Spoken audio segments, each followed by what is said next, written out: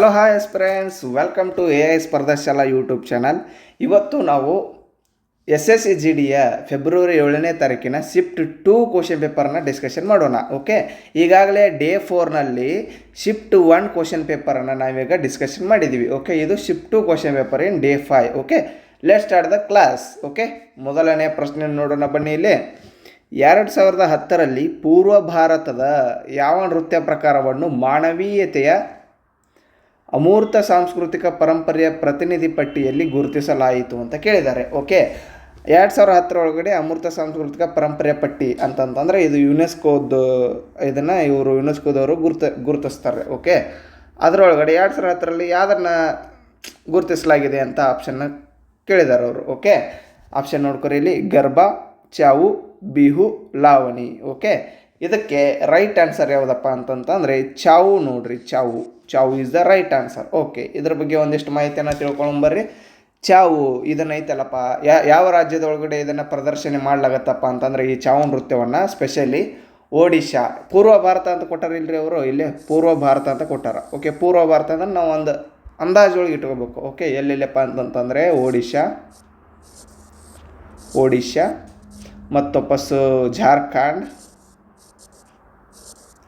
ಜಾರ್ಖಂಡ್ ಮತ್ತು ಪಶ್ಚಿಮ ಬಂಗಾಳ ಅಂದರೆ ವೆಸ್ಟ್ ಬೆಂಗಾಲ್ನಲ್ಲಿ ಈ ಚಾವು ನೃತ್ಯವನ್ನು ಪ್ರಮುಖವಾಗಿ ಪ್ರದರ್ಶನ ಮಾಡ್ತಾರೆ. ಓಕೆ, ಇದನ್ನು 2010 ಒಳಗಡೆ ಅಮೃತ ಸಾಂಸ್ಕೃತಿಕ ಪರಂಪರೆ ಪಟ್ಟಿಗೆ ಸೇರಿಸಲಾಗಿದೆ. ಓಕೆ, ಈ ಚಾವು ನೃತ್ಯ ಬರ್ತದಲ್ರಿ, ಸ್ಪೆಷಲಿ ಇದರೊಳಗಡೆ ಮತ್ತು 3 ವಿಧಗಳು ಕಂಡು ಬರ್ತಾವೆ. ಓಕೆ, ಆ 3 ವಿಧಗಳನ್ನು ಈ ಒಡಿಶಾ, ಜಾರ್ಖಂಡ್, ವೆಸ್ಟ್ ಬೆಂಗಾಲ್ ಇದೆಯಲ್ಲ, ಅಲ್ಲಿ ಒಂದೊಂದು ಕಡೆ ಒಂದೊಂದು ವಿಧಾನ ಪ್ರದರ್ಶನ ಮಾಡ್ತಾರೆ. ಅವು ಯಾವಂತ ಒಂದ್ಸಲ ನೋಡ್ಕೊಂಬರ್ರಿ. ಓಕೆ, ಫಸ್ಟ್ ಮೊದಲು ಎಲ್ಲಪ್ಪ ಅಂತಂತಂದರೆ ಇದ್ರೊಳಗೆ ನೋಡೋಣ್ರಿ ನಾವು ವೆಸ್ಟ್ ಬೆಂಗಾಲ್ ಒಳಗಡೆ ಯಾವುದಪ್ಪ ಅಂತಂದರೆ ಪುರುಲಿಯಾ ಚಾವು ಅಂತ ಬರ್ತೈತೆ ರೀ. ಯಾವುದು? ಪುರುಲಿಯಾ ಚಾವು ಅಂತ ಬರ್ತದೆ. ಓಕೆ, ದೆನ್ ನೆಕ್ಸ್ಟ್ ಅದಾದಮೇಲೆ ಜಾರ್ಖಂಡ್ ಒಳಗಡೆ ಯಾವುದಪ್ಪ ಅಂತಂದರೆ ಸೆರೈಕೆಲ್ಲಾ ಚಾವು ಅಂತ ಬರ್ತೈತ್ರಿ. ಸೆರೈಕೆಲ್ಲಾ ಚಾವು. ಓಕೆ, ಅದಾದಮೇಲೆ ನೆಕ್ಸ್ಟ್ ಒಡಿಶಾ ಒಳಗಡೆ ಯಾವುದಪ್ಪ ಅಂತಂದರೆ ಮಯೂರ್ಭಂಜ್ ಚಾವು ಅಂತ ಕಂಡು ಬರ್ತದ. ಮಯೂರ್ಭಂಜ್ ಚಾವು. ಓಕೆ, ದೆನ್ ನೆಕ್ಸ್ಟ್ ಅದೇ ರೀತಿಯಾಗಿ ಈಗ ಈ ಚಾವು ನೃತ್ಯ ಐತಲ್ರಿ, ಇದು ಯಾವ ರೀತಿಯಾದ ನೃತ್ಯ, ಇದರೊಳಗಡೆ ಏನು ಈಗ ಫಾರ್ ಎಕ್ಸಾಂಪಲ್ ಇವಾಗ ನಮ್ಮ ಕಡೆ ಈಗ ಯಕ್ಷಗಾನ ಅಂತಂತಂದರೆ ಅದು ಒಂದು ಪ್ರಕಾರದ ಕತೆ ಹೇಳುವ ಥರ ಒಂದು ಆ ನೃತ್ಯದ ಶೈಲಿಯಾಗಿರ್ತದೆ. ಹಂಗೆ ಈ ಚಾವು ನೃತ್ಯ ಯಾವ ಶೈಲಿಯ ಒಳಗೊಂಡದಪ್ಪ ಅಂತಂದರೆ ಇದು ಮಾರ್ಷಲ್ ಆರ್ಟ್ಸನ್ನು ಒಳಗೊಂಡೈತಿ ಮತ್ತು ಬುಡಕಟ್ಟು ಸಂಪ್ರದಾಯ ಮತ್ತು ಜನಪದ ಸಂಸ್ಕೃತಿಯನ್ನು ಒಳಗೊಂಡೈತಿ. ಓಕೆ, ಅದಾಯ್ತಪ್ಪ. ಇವಾಗ ಇಲ್ಲಿ 2010 ಒಳಗಿಂದ ಆಯಿತು. ನಮಗೇನಪ್ಪ ಅಂತಂದರೆ ಇತ್ತೀಚೆಗೆ 2025 ಒಳಗಡೆ ಏನು ಮಾಡಿದ್ದಾರೆ ಅಂದರೆ ಈ ಅಮೂರ್ತ ಸಾಂಸ್ಕೃತಿಕ ಪರಂಪರೆ ಪಟ್ಟಿಗೆ ದೀಪಾವಳಿ ಹಬ್ಬವನ್ನು ಸೇರಿಸಲಾಗಿದೆ. ದೀಪಾವಳಿ ಹಬ್ಬ. ಓಕೆ, ದೀಪಾವಳಿ ಹಬ್ಬವನ್ನು ಏನು ಮಾಡಿದ್ದಾರೆ, ಅಮೂರ್ತ ಸಾಂಸ್ಕೃತಿಕ ಪರಂಪರೆಯ ಪಟ್ಟಿಗೆ 16ನೆಯ ಅಂಶವಾಗಿ ಸೇರಿಸಲ್ಪಟ್ಟಿದೆ. 16ನೇ ಅಂಶ. ಓಕೆ, 2025 ಒಳಗಡೆ ದೀಪಾವಳಿ ಹಬ್ಬವನ್ನು ಯಾಕೆ ಸೇರಿಸಿದ್ರಪ್ಪ ಅಂತಂದರೆ ಇದು ಏನಪ್ಪ ಅಂತಂತಂದರೆ ಈ ಅಮೂರ್ತ ಸಾಂಸ್ಕೃತಿಕ ಪರಂಪರೆ ಪಟ್ಟಿಗೆ ಸೇರಿಸುವಂತಹದ ಒಂದು ಸಭೆ ನಡೀತದ. ಅದು ಎಲ್ಲಿ ನಡೀತದಪ್ಪ ಅಂದರೆ ನಮ್ಮ ಭಾರತದ ನವದೆಹಲಿ ಒಳಗಡೆ ನಡೀತದ. ಆ ಟೈಮ್ ಒಳಗಡೆ ಏನು ಮಾಡ್ತಾರೆ ಅಂದರೆ ಈ ದೀಪಾವಳಿ ಹಬ್ಬವನ್ನು ಸೇರ್ಪಡೆ ಮಾಡ್ತಾರೆ. ಓಕೆ, ದೆನ್ ನೆಕ್ಸ್ಟ್ ಇಲ್ಲಿ ಇನ್ನೂ ಹಲವಾರು ನೃತ್ಯಗಳನ್ನು ಕೊಟ್ಟಾರ. ಓಕೆ, ಅವು ಎಲ್ಲೆಲ್ಲಿ ಸಂಬಂಧಪಡ್ತಾವಂತ ಒಂದ್ಸಲ ನೋಡ್ಕೊಂಡು ಬಂಬರ್ರಿ. ಈ ಗರ್ಬಾ ಅನ್ನೋದು ಎಲ್ಲಪ್ಪ ಅಂತಂದರೆ ಇದು ಗುಜರಾತ್ ರಾಜ್ಯದ ನೃತ್ಯವಾಗಿದೆ. ಇದನ್ನು ಐತಲ್ಲ ಅಮೂರ್ತ ಸಾಂಸ್ಕೃತಿಕ ಪರಂಪರೆ ಪಟ್ಟಿಗೆ ಸೇರಿಸಲಾಗಿದೆ. ಎಷ್ಟರಲ್ಲಿ ಸೇರಿಸಲಾಗೈತಪ್ಪ ಅಂತಂದರೆ ಇದನ್ನು 2023 ಒಳಗಡೆ ಸೇರಿಸಲಾಗಿದೆ. ಇದು 15ನೇ ನೃತ್ಯವಾಗಿದೆ. ನೋಡ್ರಿ, 15ನೇ ನೃತ್ಯ. ಇದು ಏನಪ್ಪ ಅಂತಂದರೆ 15ನೇ ಅಂಶ. ಇದು ಅಮೃತ ಸಾಂಸ್ಕೃತಿಕ ಪರಂಪರೆ ಸೇರಿಸಲ್ಪಟ್ಟಿದ್ದು. ಇದು ನೃತ್ಯ ಬಿಡ್ರಿ. ಓಕೆ, ಬಟ್ ಇದು ಏನಪ್ಪ ಅಂತಂದರೆ ಒಂದು ಹಬ್ಬ ಅಂಶವಾಗಿದೆ. ಓಕೆ, ದೆನ್ ನೆಕ್ಸ್ಟ್ ಇದು ಬಿಹು. ಇದು ಎಲ್ಲಿ ಕಂಡು ಬರ್ತದೆ ಅಂದರೆ ಇದು ಅಸ್ಸಾಂ ಒಳಗಡೆ ಕಂಡು ಬರ್ತದೆ. ಇದು ಒಂದು ಡ್ಯಾನ್ಸ್ ಆಗ್ಯದ. ನೆಕ್ಸ್ಟ್ ಲಾವಣಿ ಇದು ಮಹಾರಾಷ್ಟ್ರದ ಒಳಗಡೆ ಕಂಡು ಬರ್ತದೆ. ನೋಡ್ರಿ. ಓಕೆ, ದೆನ್ ನೆಕ್ಸ್ಟ್ ಮುಂದಿನ ಪ್ರಶ್ನೆ ನೋಡೋಂಬರ್ರಿ. ಓಕೆ, ಅಡುಗೆ ಕಲಿಯುತ್ತಿರುವಾಗ ರಾಜೇಶ್ 1 ಡಜನ್ ನೆಲಗಡಲೆಯನ್ನು ಗ್ರೈಂಡರ್ನಲ್ಲಿ ರುಬ್ಬಿದಾಗ ಅದು ಎಣ್ಣೆಯಿಂದ ತುಂಬಿರುವುದನ್ನು ಗಮನಿಸಿದನು. ಆದರೆ ಒಂದು ಬಟ್ಟಲು ಜೀರಿಗೆಯನ್ನು ರುಬ್ಬಿದಾಗ ಯಾವುದೇ ಎಣ್ಣೆ ಬಿಡುಗಡೆಯಾಗಲಿಲ್ಲ. ಈ ವ್ಯತ್ಯಾಸಕ್ಕೆ ಕಾರಣವೇನು ಅಂತ ಕೇಳಿದ್ದಾರೆ. ಓಕೆ, ಏನಪ್ಪ ಅಂತಂತಂದರೆ ಈಗ ನೀವು ನೆಲಗಡಲೆ ಅಂದರೆ ಶೇಂಗಾರಿ. ಓಕೆ, ಶೇಂಗಾವನ್ನು ನೀವು ಮಿಕ್ಸರ್ ಒಳಗಡೆ ಹಾಕಿದ್ರಿ ಅಂದ್ರೆ ಸೈಡ್ ಏನಪ್ಪ ಅಂತಂದರೆ ಮಿಕ್ಸರ್ ಸೈಡಿಗೆ ಎಣ್ಣೆ ಅಂಶ ಕಂಡು ಬರ್ತದೆ. ಓಕೆ, ಬಟ್ ಜೀರಿಗೆಯನ್ನು ಆ ಥರ ನಾವು ಮಿಕ್ಸರ್ಗೆ ಹಾಕಿ ರುಬ್ಬಿದ್ವಿ ಅಂದ್ರೆ ಎಣ್ಣೆ ಅಂಶ ಕಂಡು ಬರೋದಿಲ್ಲ. ಯಾಕಂತ ಕೇಳ್ಯಾರ ಇಲ್ಲಿ. ಓಕೆ, ಜೀರಿಗೆ ಆಪ್ಷನ್ ನೋಡ್ಕೊರಿ. ಇಲ್ಲೇ ಜೀರಿಗೆ ಕಳಪೆ ಗುಣಮಟ್ಟದ್ದಾಗಿತ್ತು ಅಂತೈತಿ. ಅಲ್ಲ, ಇದು ಅಲ್ಲ. ನೆಲಗಡಲೆಯಲ್ಲಿರುವ ಕೊಬ್ಬು ಎಣ್ಣೆಯನ್ನು ಬಿಡುಗಡೆ ಮಾಡುತ್ತದೆ ಅಂತೈತಿ. ಓಕೆ, ದೆನ್ ನೆಕ್ಸ್ಟ್ ನೆಲಗಡಲೆಯಲ್ಲಿರುವ ಪ್ರೋಟೀನ್ ಎಣ್ಣೆಯನ್ನು ಬಿಡುಗಡೆ ಮಾಡುತ್ತದೆ ಅಂತೈತಿ. ನೆಕ್ಸ್ಟ್ ನೆಲಗಡಲೆ ಒಣಗಿರಲಿಲ್ಲ ಅಂತ ಕೊಟ್ಟಿದ್ದಾರೆ. ಓಕೆ, ಇದಕ್ಕೆ ಸರಿಯಾದ ಉತ್ತರ ಯಾವುದಾಗುತ್ತೆ ಅಂದರೆ ನೆಲಗಡಲೆಯಲ್ಲಿರುವ ಕೊಬ್ಬು ಎಣ್ಣೆಯನ್ನು ಬಿಡುಗಡೆ ಮಾಡುತ್ತದೆ. ಓಕೆ, ಅದು ಎಣ್ಣೆಯನ್ನು ಬಿಡುಗಡೆ ಮಾಡ್ತದ, ಹೌದಾ? ಅದೇ ಬಟ್ ನೆಲಗಡೆಯಲ್ಲಿರುವ ಇದು ಕೊಬ್ಬು ಏನಪ್ಪ ಅಂತಂದರೆ ಕೊಬ್ಬಿನ ಅಂಶ ಐತಲ್ಲ ಅದು ಮಾತ್ರ ಎಣ್ಣೆಯನ್ನು ಬಿಡುಗಡೆ ಮಾಡ್ತದೆ. ಬಟ್ ಪ್ರೋಟೀನ್ ಬಿಡುಗಡೆ ಮಾಡುವುದಿಲ್ಲ. ಪ್ರೋಟೀನು ಎಣ್ಣೆಯನ್ನು ಬಿಡುಗಡೆ ಮಾಡುವುದಿಲ್ಲ. ಆ ಕಾರಣಕ್ಕಾಗಿ option 2 is the right answer. Okay, ಇದು ಏನಪ್ಪ ಅಂತಂದರೆ ಒಂಥರ ಕಾಮನ್ ಸೆನ್ಸ್ ಕ್ವಶನ್ ರೀ ಇದು. ಓಕೆ, ಇರಲಿ. ಓಕೆ, ಈಗ ಇದು ಜೀರಿಗೆದು ಶೇಂಗಾದ್ದು ವ್ಯತ್ಯಾಸ ನೋಡೋಕೆ ಹೋದರೆ ನಾವು ಏನಪ್ಪ ಅಂತಂದರೆ ನೆಲಗಡಲೆ ಶೇಂಗಾ ಒಳಗಡೆ ಏನಪ್ಪ ಕೊಬ್ಬಿನ ಅಂಶ ಜಾಸ್ತಿ ಇರ್ತದೆ. ಆ ಕಾರಣಕ್ಕಾಗಿ ಎಣ್ಣೆ ಬಿಡುಗಡೆ ಮಾಡ್ತದೆ. ಬಟ್ ಜೀರಿಗೆ ಒಳಗಡೆ ಏನಪ್ಪ ಅಂತಂತಂದರೆ ಒಂದು ನಿಮಿಷ ಕ್ಲಿಯರಾಗಿ ಕಾಣಬೇಕಲ್ಲ. ಓಕೆ, ಜೀರಿಗೆ ಒಳಗಡೆ ಏನಪ್ಪ ಅಂತಂತಂದರೆ ಕೊಬ್ಬಿನ ಅಂಶ ಕಡಿಮೆ ಇರ್ತದೆ. ಓಕೆ, ಕೊಬ್ಬಿನ ಅಂಶ ಕಡಿಮೆ ಇರ್ತದೆ. ಆ ಕಾರಣಕ್ಕಾಗಿ ಏನಪ್ಪ ಅಂತಂದರೆ ಅದು ಎಣ್ಣೆಯನ್ನು ಬಿಡುಗಡೆ ಮಾಡುವುದಿಲ್ಲ. ಓಕೆ, ಇದು ರೀಸನ್ ನೋಡ್ರಿ. ದೆನ್ ನೆಕ್ಸ್ಟ್ ಅದೇ ರೀತಿಯಾಗಿ ಇದನ್ನು ಒಂಥರ ಯಾವ ಥರ ಈಗ ನೋಡಬೇಕಪ್ಪ ಅಂತಂತಂದರೆ ಈಗ ಮಿಕ್ಸರ್ ಒಳಗಡೆ ಹಾಕಿ ರುಬ್ಬೋದಪ್ಪ ಅಂತಂದರೆ ಇದನ್ನು ಸೈನ್ಸಿಗೆ ಅಪ್ಲೈ ಮಾಡ್ಕೊಂಡ್ವಿ ಅಂದ್ರೆ ಇದು ಒಂಥರ ಯಾವ ಫೋರ್ಸಪ್ಪ ಅಂತಂದರೆ ಸೆಂಟ್ರಿಫ್ಯೂಗಲ್ ಫೋರ್ಸ್, ಕೇಂದ್ರ ಅಪಗಾಮಿ ಬಲ ಅಂತ ಕರಿತೀವಿ ನಾವು ಕನ್ನಡದಲ್ಲಿ. ಓಕೆ, ಅದನ್ನು ಕೂಡ ನಾವು ಸೈನ್ಸ್ಗೆ ಅಪ್ಲೈ ಮಾಡಿಕೊಂಡು ನೋಡಬೇಕು. ಓಕೆ, ಅಪ್ಲೈಡ್ ಸೈನ್ಸ್ ಕ್ವಶನ್ಸ್ ರೀ ಸೈನ್ಸ್ ಒಳಗಡೆ ಕೇಳೋದು. ಇದು ಏನಪ್ಪ ಅಂದರೆ ಅಪ್ಲೈಡ್ ಸೈನ್ಸ್ ಕ್ವಶನ್ನೇ ಆಗೈತೆ ನೋಡ್ರಿ. ಓಕೆ, ದೆನ್ ನೆಕ್ಸ್ಟ್ ಮುಂದಿನ ಪ್ರಶ್ನೆ ನೋಡೋಂಬರಿ. ಇಲ್ಲೇ ಸೂಕ್ತವು ಈ ಕೆಳಗಿನ ಯಾವ ವೈದಿಕ ಪುಸ್ತಕದ ಸ್ತೋತ್ರ ಎಂದು ಪ್ರಸಿದ್ಧವಾಗಿದೆ ಅಂತ ಕೇಳಿದ್ದಾರೆ. ಓಕೆ, ಸೂಕ್ತ ಅಂದರೆ ಏನಪ್ಪ ಅಂತಂದರೆ ಫಸ್ಟು ಸೂತ್ರ ಅಂದಂಗೆ ರೀ. ಸ್ತೋತ್ರಗಳನ್ನು ಹೇಳ್ತಾರಲ್ರಿ, ಸ್ತೋತ್ರ. ಓಕೆ, ಅದೇ ಈ ಕೆಳಗಿನ ಯಾವ ವೈದಿಕ ಪುಸ್ತಕದ ಸ್ತೋತ್ರ ಎಂದು ಪ್ರಸಿದ್ಧವಾಗಿದೆ ಅಂತ ಕೇಳಿದ್ದಾರೆ. ಓಕೆ, ಅಥರ್ವ ವೇದ ಆಪ್ಷನ್ ಇಲ್ಲಿ ಕೊಟ್ಟಿದ್ದಾರೆ ನೋಡ್ರಿ. ಆಪ್ಷನ್ ಅಥರ್ವ ವೇದ, ಋಗ್ವೇದ, ಸಾಮವೇದ, ಯಜುರ್ವೇದ ಅಂತ ಕೊಟ್ಟಾರ. ಓಕೆ, ನಾವು ನೋಡೋ ಪ್ರಕಾರ ವೈದಿಕ ಪುಸ್ತಕಪ್ಪ ಅಂತಂತಂದರೆ ಇದರೊಳಗಡೆ ಸ್ತೋತ್ರಗಳು ಕಂಡು ಬರೋದು ಎದ್ರಾಗ ಅಂದರೆ ಮೇನ್ಲಿ ಋಗ್ವೇದದೊಳಗಡೆ ಕಂಡು ಬರ್ತದೆ. ಆದ್ದರಿಂದ ಇದಕ್ಕೆ ಸರಿಯಾದ ಉತ್ತರ ಋಗ್ವೇದ ನೋಡ್ರಿ. ಓಕೆ, ಬರ್ರಿ ಇದರ ಬಗ್ಗೆ ಸ್ವಲ್ಪ ಮಾಹಿತಿನ ತಿಳ್ಕೊಂಡ್ಬರ್ರಿ. ಈಗ ಋಗ್ವೇದ ಇದು ಋಗ್ವೇದ ಏನೈತಲ್ಲಪ್ಪ, ಇದು ಅತ್ಯಂತ ಹಳೆಯ ವೇದವಾಗಿದೆ. ಹಳೆಯ ವೇದ. ಓಕೆ, ಹಳೆಯ ವೇದ ಇದು ಏನಪ್ಪ ಅಂತಂತಂದರೆ ಪೂರ್ವ ವೈದಿಕ ಕಾಲಪ್ಪ ಅಂತಂದರೆ ವೈದಿಕ ಕಾಲದಕ್ಕಿಂತ ಮೊದಲಿನ ಕಾಲ ಐತಿ ನೋಡ್ರಿ. ಆ ಕಾಲದೊಳಗಡೆ ಸಾಮಾಜಿಕ ಆಚರಣೆಗಳು ಹೆಂಗಿದ್ದು ಮತ್ತು ಧಾರ್ಮಿಕ ಆಚರಣೆಗಳು ಹೆಂಗಿದ್ದು ಮತ್ತು ಅವ್ರದ್ದು ಆರ್ಥಿಕ ಜೀವನ ಹೆಂಗೆ ನಡೀತಿತ್ತು ಅಂಥೇಳಿ ಈ ಋಗ್ವೇದ ತಿಳಿಸ್ಕೊಡ್ತದೆ. ಮತ್ತು ಇದ್ರೊಳಗಡೆ ಏನಪ್ಪ ಅಂತಂತಂದರೆ ಈ ಋಗ್ವೇದವನ್ನು 10 ಮಂಡಲಗಳಾಗಿ ವಿಂಗಡಿಸಲಾಗಿದೆ. 10 ಮಂಡಲ ಅಂತಂದರೆ 10 ಪುಸ್ತಕಗಳಾಗಿ ವಿಂಗಡಿಸಲಾಗಿದೆ. ಓಕೆ, ಆ 10 ಪುಸ್ತಕಗಳಲ್ಲಿ ಒಟ್ಟು 1028 ಸ್ತೋತ್ರಗಳಿವೆ. 1028 ಸ್ತೋತ್ರ ಅಂದರೆ ಶ್ಲೋಕಗಳಿವೆ. ಓಕೆ, ಆ ಸ್ತೋತ್ರಗಳೇನದಾವಲ್ಲಪ್ಪ ಅವನ್ನೇ ನಾವು ಸೂಕ್ತಗಳು ಅಂತಲೂ ಕರಿತೀವಿ. ಓಕೆ, ಈ ಸ್ತೋತ್ರಗಳದಾವಲ್ಲ 1028 ಶ್ಲೋಕಗಳು ಇವು ಯಾವ ಭಾಷೆ ಒಳಗಡೆ ಇದಪ್ಪ ಅಂತಂದರೆ ವೈದಿಕ ಸಂಸ್ಕೃತ ಭಾಷೆಯಲ್ಲಿವೆ. ವೈದಿಕ ಸಂಸ್ಕೃತ ಭಾಷೆ. ಓಕೆ, ನೆನಪಿಟ್ಕೋರಿ, ಇಂಪಾರ್ಟೆಂಟ್. ಎಲ್ಲ ಕೇಳ್ತಾರೆ. SSC ಎಕ್ಸಾಮ್ ಇದು ಒಂಥರ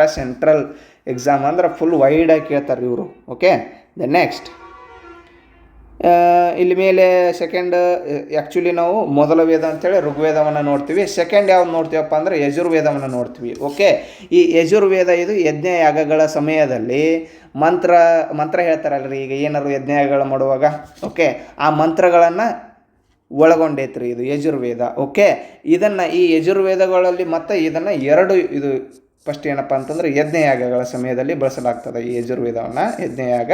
ಓಕೆ, ಈ ಯಜುರ್ವೇದವನ್ನು 2 ವಿಧಗಳಾಗಿ ವಿಂಗಡಿಸಲಾಗಿದೆ. ಆ 2 ವಿಧ ಯಾವುದಪ್ಪ ಅಂತಂತಂದರೆ, ಒಂದು ಶುಕ್ಲ ಯಜುರ್ವೇದ ಅಂತ ಬರುತ್ತೆ, ಶುಕ್ಲ ಯಜುರ್ವೇದ. ಓಕೆ, ಇನ್ನೊಂದು ಯಾವುದಪ್ಪ ಅಂತಂತಂದರೆ ಕಪ್ಪು ಅಂತ ಬರ್ತದೆ ರೀ, ಅದು ಕಪ್ಪು ಅಂದರೆ ಕೃಷ್ಣ ಯಜುರ್ವೇದ. ಓಕೆ, ಶುಕ್ಲ ಯಜುರ್ವೇದ ಮತ್ತು ಇನ್ನೊಂದು ಕೃಷ್ಣ ಯಜುರ್ವೇದ. ಶುಕ್ಲ ಯಜುರ್ವೇದ ಅಂದರೆ ಬಿಳಿ ಅಂದರೆ ಇದು ಹುಣ್ಣಿಮೆ ಸಮಯದಲ್ಲಿ, ಕಪ್ಪು ಅಂತಂದರೆ ಅಮಾವಾಸ್ಯೆ ಸಮಯದಲ್ಲಿ ನೋಡ್ರಿ. ಓಕೆ, ನೆಕ್ಸ್ಟ್ ಸಾಮವೇದ ಅಂದರೆ ಈಗ ಏನಾದರೂ ಫಂಕ್ಷನ್ಗಳಿರಲಿ, ಏನಾದರೂ ಆಚರಣೆ ಮಾಡೋದಿರಲಿ, ಯಜ್ಞ ಟೈಮ್ ಒಳಗಡೆ ಹಾಡ್ತೀವಲ್ರಿ, ಆ ಹಾಡುಗಳನ್ನು, ಆ ಹಾಡುಗಳನ್ನು ಏನಪ್ಪ ಅಂತಂತಂದರೆ ಅದು ಈ ಸ್ತೋತ್ರಗಳು ಏನಿದಾವಲ್ಲ 1028, ಈ ಸ್ತೋತ್ರಗಳನ್ನೇ ಹಾಡದ ರೂಪದಲ್ಲಿ ಹೇಳಲಾಗ್ತದೆ. ಓಕೆ, ಆದ್ದರಿಂದ ಇದು ಏನಪ್ಪ ಅಂದರೆ ಸಂಗೀತದ ಬಗ್ಗೆ ಹೇಳಿಕೊಡುವ ವೇದವಾಗಿದೆ ಅಂತ ನಾವು ಓದಬೇಕಾಗತ್ತೆ. ನೆಕ್ಸ್ಟ್ ಅದೇ ರೀತಿ ಇದನ್ನು ಮಧುರಗಳ ವೇದ ಅಂತ ಕರೀತಾರೆ ನೋಡ್ರಿ, ಮಧುರಗಳ ವೇದ. ಓಕೆ, ನೆಕ್ಸ್ಟ್ ಇದು ಅಥರ್ವ ವೇದ ಅಂತ ಐತಿ. ಅಥರ್ವೇದ ಒಂದು ನೋಡಂಬರಿಲ್ಲೇ. ಓಕೆ, ಅಥರ್ವಣ ವೇದ. ಓಕೆ, ಇದು ಏನಪ್ಪ ಅಂತಂತಂದರೆ ಮಾಟ ಮಂತ್ರ ಅಂತೇಳಿ ನಾವು ಈಸಿಯಾಗಿ ಹೇಳ್ತೀವಿ ಇದಕ್ಕೆ. ಓಕೆ, ಮಾಟ ಮಂತ್ರಗಳನ್ನು ಒಳಗೊಂಡಿದೆ ಅಂತೇಳಿ. ಆ ಮಾಟ ಮಂತ್ರ ಎದಕ್ಕೆ ಮಾಡ್ತಿದ್ರಪ್ಪ ಅಂತಂದರೆ, ಈಗ ಏನಾದರೂ ರೋಗ ಇದ್ವಪ್ಪ ಅಂದ್ರೆ ಅವನು ಗುಣಪಡಿಸ್ಲಿಕ್ಕೆ, ಮತ್ತು ವಾಪಸ್ಸು ಈಗ ಯಾವುದಾದ್ರೂ ದುಷ್ಟಶಕ್ತಿಗಳಿಂದ ನಮಗೆ ರಕ್ಷಣೆ ಮಾಡ್ಕೊಳ್ಳೋಕ್ಕೆ, ಮತ್ತು ಜೀವನದಲ್ಲಿ ಯಶಸ್ವಿ ಆಗೋಕ್ಕೆ, ಈ ಥರದ ಉದ್ದೇಶಗಳಿಗೆ ಸ್ತೋತ್ರ ಮತ್ತು ಮಂತ್ರಗಳನ್ನು ಒಳಗೊಂಡಿರ್ತದೆ. ಆ ಮಂತ್ರಗಳು ಎಲ್ಲಿ ಕಂಡು ಬರ್ತದೆ ಅಂದರೆ ಅಥರ್ವ ವೇದ ಒಳಗೆ ಕಂಡು ಬರ್ತದೆ. ಓಕೆ, ನೆಕ್ಸ್ಟ್ ಮುಂದಿನ ಪ್ರಶ್ನೆ, ಖೇಲೋ ಇಂಡಿಯಾ ವಿಂಟರ್ ಗೇಮ್ಸ್ನ 3ನೇ ಆವೃತ್ತಿಯನ್ನು ಭಾರತದಲ್ಲಿ ಯಾವಾಗ ಆಯೋಜಿಸಲಾಗಿತ್ತು ಅಂತ ಕೇಳಿದ್ದಾರೆ. ಓಕೆ, 3ನೇ ಆವೃತ್ತಿ ರೀ ಇದು. ಅಂದರೆ ಈಗ ಪ್ರಸ್ತುತವಾಗಿ 2025 5ನೇ ಆವೃತ್ತಿ ನಡೆದದ. ಅಂದ್ರೆ ನೀವು ತಿಳ್ಕೊಂಬಿಡ್ಬೇಕು ಈಗ ಯಾವ್ದು ಅಂತೇಳಿ. ಆನ್ಸರ್ ಅಂದರೆ 2023 ಫೆಬ್ರವರಿ. ಓಕೆ, ಇದು ಕರೆಂಟ್ ಅಫೇರ್ಸ್ ರಿಲೇಟೆಡ್ ಕ್ವಶನ್ ಇತ್ತು. ನಮಗೆ 2023 ಬೇಡ, ನಾವೇನು ಮಾಡೋಣಪ್ಪ ಅಂದರೆ 2025 ನೋಡ್ಕೊಳ್ಳೋಣ. ಅದಕ್ಕಿಂತ ಮುಂಚೆ ಏನಪ್ಪ ಅಂತಂದರೆ ಈ ಖೇಲೋ ಇಂಡಿಯಾ ಬಗ್ಗೆ ಒಂದು ಸ್ವಲ್ಪ ಮಾಹಿತಿಯನ್ನು ಕೊಡ್ತೀನಿ ಕೇಳ್ರಿಲೇ. ಈ ಖೇಲೋ ಇಂಡಿಯಾ ಉಪಕ್ರಮವನ್ನು ಎಷ್ಟರೊಳಗಡೆ ಸ್ಟಾರ್ಟ್ ಮಾಡಿದ್ದಾರೆ ಅಂದರೆ 2018 ಸ್ಟಾರ್ಟ್ ಮಾಡ್ತಾರೆ. ಓಕೆ, ಯಾವ ಸಚಿವಾಲಯದಡಿಯಪ್ಪ ಅಂತಂತಂದರೆ ಯುವ ವ್ಯವಹಾರ ಮತ್ತು ಕ್ರೀಡಾ ಸಚಿವಾಲಯ ರೀ.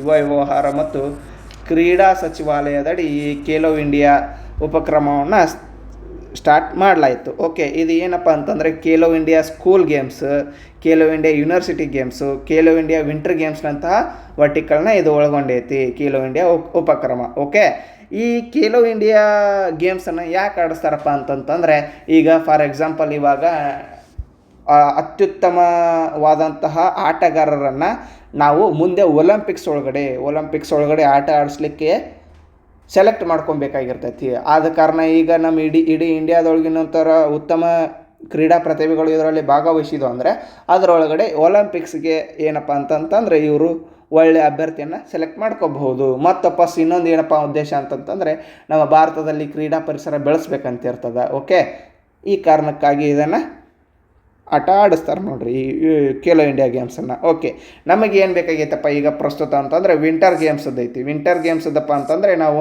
2025 ಖೇಲೋ ಇಂಡಿಯಾ ವಿಂಟರ್ ಗೇಮ್ಸ್ ಎಲ್ಲಿ ನಡೀತಪ್ಪ ಅಂತಂತಂದರೆ 5ನೇ ಆವೃತ್ತಿ ರೀ ಅದು. ಆ 5ನೇ ಆವೃತ್ತಿ ಸ್ಪೆಷಲಿ ಎಲ್ಲಿ ನಡೀತಂದರೆ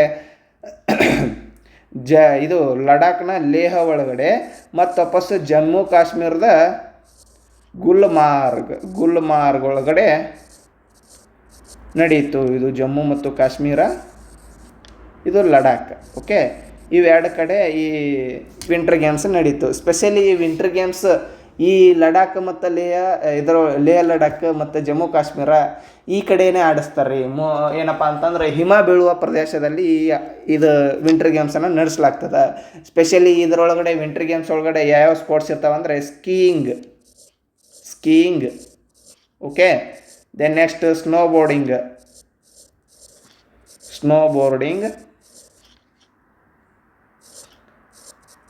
ಅದಾದಮೇಲೆ ಐಸ್ ಹಾಕಿ, ಮತ್ತು ವಾಪಸ್ ಏನಪ್ಪ ಅಂತಂದರೆ ಇವಾಗ ಪರ್ವತಾರೋಹಣ, ಓಕೆ, ಮೌಂಟೇನ್ ಕ್ಲೈಂಬಿಂಗ್,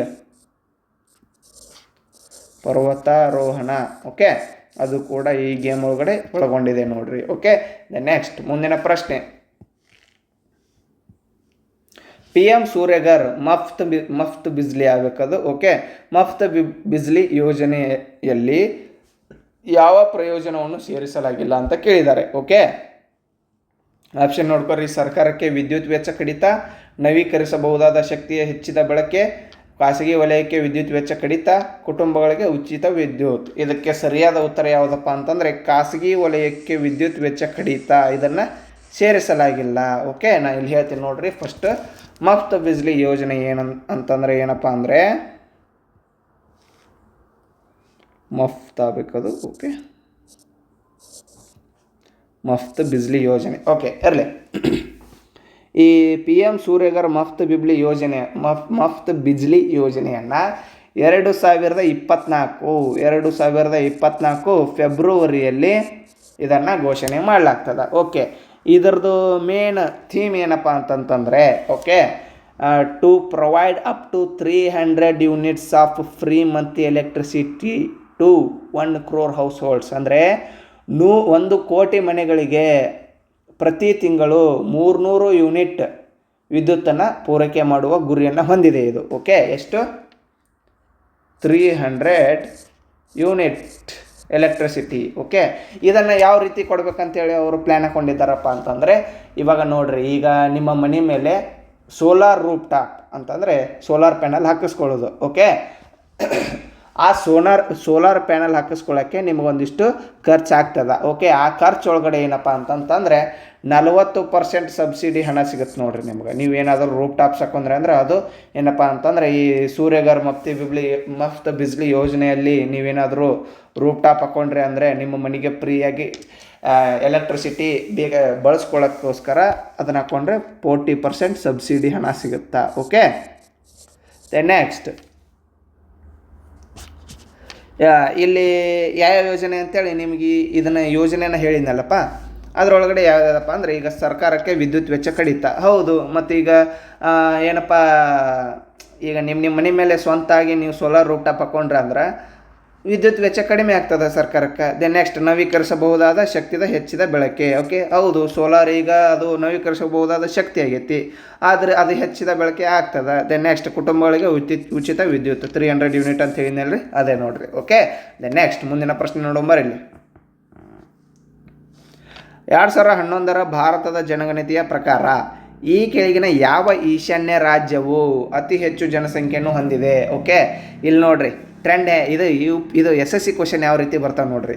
ಈಗ ನಮ್ಮ ಸ್ಟೇಟ್ ಗೌರ್ಮೆಂಟ್ ಒಳಗಡೆ ಏನು ಕೇಳ್ತಾರಪ್ಪ ಅಂತಂದರೆ ಯಾವ ರಾಜ್ಯವು ಅತಿ ಹೆಚ್ಚು ಜನಸಂಖ್ಯೆಯನ್ನು ಹೊಂದಿದೆ ಅಂತ ಕೇಳ್ತಾರೆ. ಬಟ್ ಇಲ್ಲೇನು ಮತ್ತು ಈಶಾನ್ಯ ರಾಜ್ಯ ಅಂತೇಳಿ ಮತ್ತು ಅದೊಂದು ಸಪ್ರೇಟ್ ಕೇಳ್ಯಾರಿ. ಓಕೆ, ಈ ಥರ SSC ಕ್ವಶನ್ಸ್ ಇರ್ತಾವೆ. ಓಕೆ, ಬರ್ರಿ ಇದಕ್ಕೆ ಆಪ್ಷನ್ ನೋಡ್ಕೊರಿ. ಇಲ್ಲಿ ಮಣಿಪುರ್, ಅಸ್ಸಾಂ, ಮಿಜೋರಾಂ, ಅರುಣಾಚಲ ಪ್ರದೇಶ ಅಂತ ಕೊಟ್ಟಿದ್ದಾರೆ. ಇದಕ್ಕೆ ಸರಿಯಾದ ಉತ್ತರ ಯಾವುದಪ್ಪ ಅಂತಂದರೆ ಅಸ್ಸಾಂ ನೋಡ್ರಿ, ಇದಕ್ಕೆ ಸರಿಯಾದ ಉತ್ತರ. ಓಕೆ,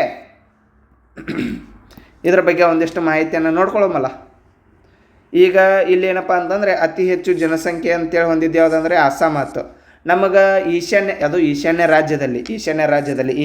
ರಾಜ್ಯದಲ್ಲಿನೇ ಕಡಿಮೆ ಜನಸಂಖ್ಯೆ, ಲೋವೆಸ್ಟ್ ಪಾಪ್ಯುಲೇಷನ್ ಎಲ್ಲಿ ಕಂಡು ಬರ್ತದೆ ಅದನ್ನು ಒಂದ್ಸಲ ನೋಡ್ಕೊರಲ್ಲ. ಎಲ್ಲಪ್ಪ ಅಂತಂತಂದರೆ ಸಿಕ್ಕಿಂ ಒಳಗಡೆ ನೋಡ್ರಿ, ಎಲ್ಲೇ ಸಿಕ್ಕಿಂ. ಓಕೆ, ನೆಕ್ಸ್ಟ್ ಇದು ಏನಪ್ಪ ಅಂತಂದರೆ ಈಗಾಗಲೇ ಹಿಂದಿನ ಪ್ರಶ್ನೆ ಪತ್ರಿಕೆಯಲ್ಲಿ ನಾವು ಗಮನಿಸಿದ್ದೇವೆ. ಓಕೆ, ಈಶಾನ್ಯ ರಾಜ್ಯದಲ್ಲಿ ಅತಿ ಹೆಚ್ಚು ಸಾಕ್ಷರತೆ ಹೊಂದಿರೋ ರಾಜ್ಯ ಯಾವುದು ಅಂತ ಕೇಳಿದ್ದಾರೆ. ಸಾಕ್ಷರತೆಯಲ್ಲಿ ನೋಡ್ತಾ ಹೋದರೆ ಬರೀ ಈಶಾನ್ಯ ರಾಜ್ಯದಷ್ಟೇ ನೋಡಕತ್ತೀವ್ರಿ ಈಗ. ಓಕೆ, ಸಾಕ್ಷರತೆಯಲ್ಲಿ ನೋಡಕ್ಕೆ ಹೋದರೆ ಹೈಯೆಸ್ಟ್ ಇರೋದು ಎಲ್ಲಪ್ಪ ಅಂತಂದರೆ ಮಿಜೋರಾಂ. ಮಿಜೋರಾಂ. ಬಟ್ ಲೋವೆಸ್ಟ್ ಎಲ್ಲಿಯಪ್ಪ ಅಂತಂತಂದರೆ ಅರುಣಾಚಲ ಪ್ರದೇಶ್ ನೋಡ್ರಿ, ಅರುಣಾಚಲ ಪ್ರದೇಶ್. ಓಕೆ, ಅದೇ ರೀತಿ ಏನಪ್ಪ ಅಂತಂದರೆ ನಾವು ಏರಿಯಾ ವೈಸ್ ನೋಡ್ತಾ ಹೋದರೆ ಅತಿ ದೊಡ್ಡ ರಾಜ್ಯ ಯಾವುದು? ಈಶಾನ್ಯ ರಾಜ್ಯದಲ್ಲಿನೇ ಮತ್ತು. ಓಕೆ, ಈಶಾನ್ಯ ರಾಜ್ಯದಲ್ಲಿ ಅತಿ ದೊಡ್ಡ ರಾಜ್ಯ ಯಾವುದಂದರೆ ಅರುಣಾಚಲ ಪ್ರದೇಶ ನೋಡ್ರಿ, Arunachal Pradesh. Okay, area wise ನೋಡ್ತಾ ಹೋದರೆ. ಬಟ್ ಅತಿ ಚಿಕ್ಕ ರಾಜ್ಯ ಏರಿಯಾ ವೈಸ್ ನೋಡ್ತಾ ಹೋದರೆ ಯಾವುದಪ್ಪ ಅಂದರೆ ಸಿಕ್ಕಿಂ. ಓಕೆ, ಸಿಕ್ಕಿಂ ಇದು ಏನಪ್ಪ, ಸಿಕ್ಕಿಂ ಐತಲ್ಲ ಅತಿ ಚಿಕ್ಕ ರಾಜ್ಯವಾಗಿದೆ ಈಶಾನ್ಯ ರಾಜ್ಯದಲ್ಲಿ ನೋಡ್ತಾ ಹೋದರೆ. ಓಕೆ, ಈ ರೀತಿ ನಾವು ಮಾಹಿತಿಯನ್ನು ತಿಳ್ಕೊಬೇಕಾಗ್ತದೆ. ನೆಕ್ಸ್ಟ್ ಮುಂದಿನ ಪ್ರಶ್ನೆ ನೋಡೋಂಬರಿಲ್ಲೇ. 2014 ಏಷ್ಯನ್ ಕ್ರೀಡಾಕೂಟದಲ್ಲಿ ಭಾರತ ಪುರುಷರ ಹಾಕಿ ಪಂದ್ಯಾವಳಿಯಲ್ಲಿ ಎಷ್ಟು ವರ್ಷಗಳ ನಂತರ ಚಿನ್ನದ ಪದಕ ಗೆದ್ದಿತ್ತು ಅಂತ ಕೇಳ್ಯಾರ. ಓಕೆ, 2014 ಏಷ್ಯನ್ ಕ್ರೀಡಾಕೂಟದಲ್ಲಿ ಭಾರತ ಪುರುಷರ ಹಾಕಿ ಟೀಮ್ ಚಿನ್ನದ ಪದಕ ಗೆದ್ದಿತ್ತು, ಅದು ಎಷ್ಟು ವರ್ಷದ ನಂತರ ಅಂಥೇಳಿ ನಿಮ್ಗೆ ಗೊತ್ತಾಗಬೇಕಂತಂದರೆ ಮೊಟ್ಟ ಮೊದಲ ಬಾರಿಗೆ ಏಷ್ಯನ್ ಹಾಕಿ ಇದು ನಮ್ಮ ಭಾರತೀಯ ಪುರುಷರ ಹಾಕಿ ಟೀಮ್ ಐತಲ್ರಿ, ಯಾವಾಗ ಎಷ್ಟು ಬಾರಿ ಗೆದ್ದಿತ್ತು ಏನೋ ಚಿನ್ನದ ಪದಕ ಅನ್ನೋದು ನಿಮ್ಗೆ ಗೊತ್ತಿದ್ರೆ ಈಸಿಯಾಗಿ ಆಗ್ಬಿಡ್ತೈತೆ ನೋಡಿರಿ. ಇದಕ್ಕೆ ನಮ್ಮ ಏನಪ್ಪ ಅಂತಂತಂದರೆ ಪುರುಷರ ಹಾಕಿ ತಂಡ ಏಷ್ಯನ್ ಕ್ರೀಡಾಕೂಟದಲ್ಲಿ ಚಿನ್ನದ ಪದಕ ಗೆದ್ದಿದ್ದು ಫಸ್ಟ್ ಟೈಮ್ ಯಾವಾಗಪ್ಪ ಅಂತಂದರೆ 1996 ಒಳಗಡೆ. ಅದಾದಮೇಲೆ 1998ರಲ್ಲಿ ಗೆದ್ದರು. ಅದಾದಮೇಲೆ ನೆಕ್ಸ್ಟ್ ಏನಿದೆಯಲ್ಲ 2014 ಒಳಗಡೆ ಗೆದ್ದರು ನೋಡ್ರಿ. ಓಕೆ, ಅದಾದಮೇಲೆ ಇನ್ನೊಂದು ಏನಪ್ಪ ಅಂತಂದರೆ ಈಗ ಲಾಸ್ಟ್ ಏನು ಏಷ್ಯನ್ ಗೇಮ್ಸ್ ನಡೀತಲ್ಲ 2023 ಒಳಗಡೆ, ಬಟ್ ಅದು 2022ರ ಆವೃತ್ತಿಯಾಗಿದೆ. ಬಟ್ ಕೋವಿಡ್ ಕಾರಣದಿಂದಾಗಿ 2023 ಒಳಗಡೆ ನಡೆಸಲಾಗಿತ್ತು ಅದನ್ನು. ಓಕೆ, ಅದನ್ನು ತಿಳ್ಕೊರಿ. ಓಕೆ, ಹಾಂ, ಇವಾಗ ನೋಡಿರಿ ಇಲ್ಲಿ ಈಗ ನಿಮ್ಗೆ ಗೊತ್ತಾಗಿಬಿಡ್ತದೆ ಎಷ್ಟು ವರ್ಷದ ನಂತರ ಅಂಥೇಳಿ. 2014 ಐತೆ, 2014 ಇದ್ರೊಳಗೆ ಮೈನಸ್ ಮಾಡಿಬಿಡ್ರಿ. ಓಕೆ, 2014 ಮೈನಸ್ ಮಾಡಿದರೆ ಎಷ್ಟಾಗುತ್ತಾ? 14 ಒಳಗಡೆ 8 ಕಳೀರಿ, 6 ಅಂದರೆ ಇದು ಲಾಸ್ಟ್ ಇದ್ರೊಳಗಡೆ 6 ಐತೆ ಅಂದರೆ 16 ವರ್ಷಗಳ ನಂತರ. Okay, option A is the right answer.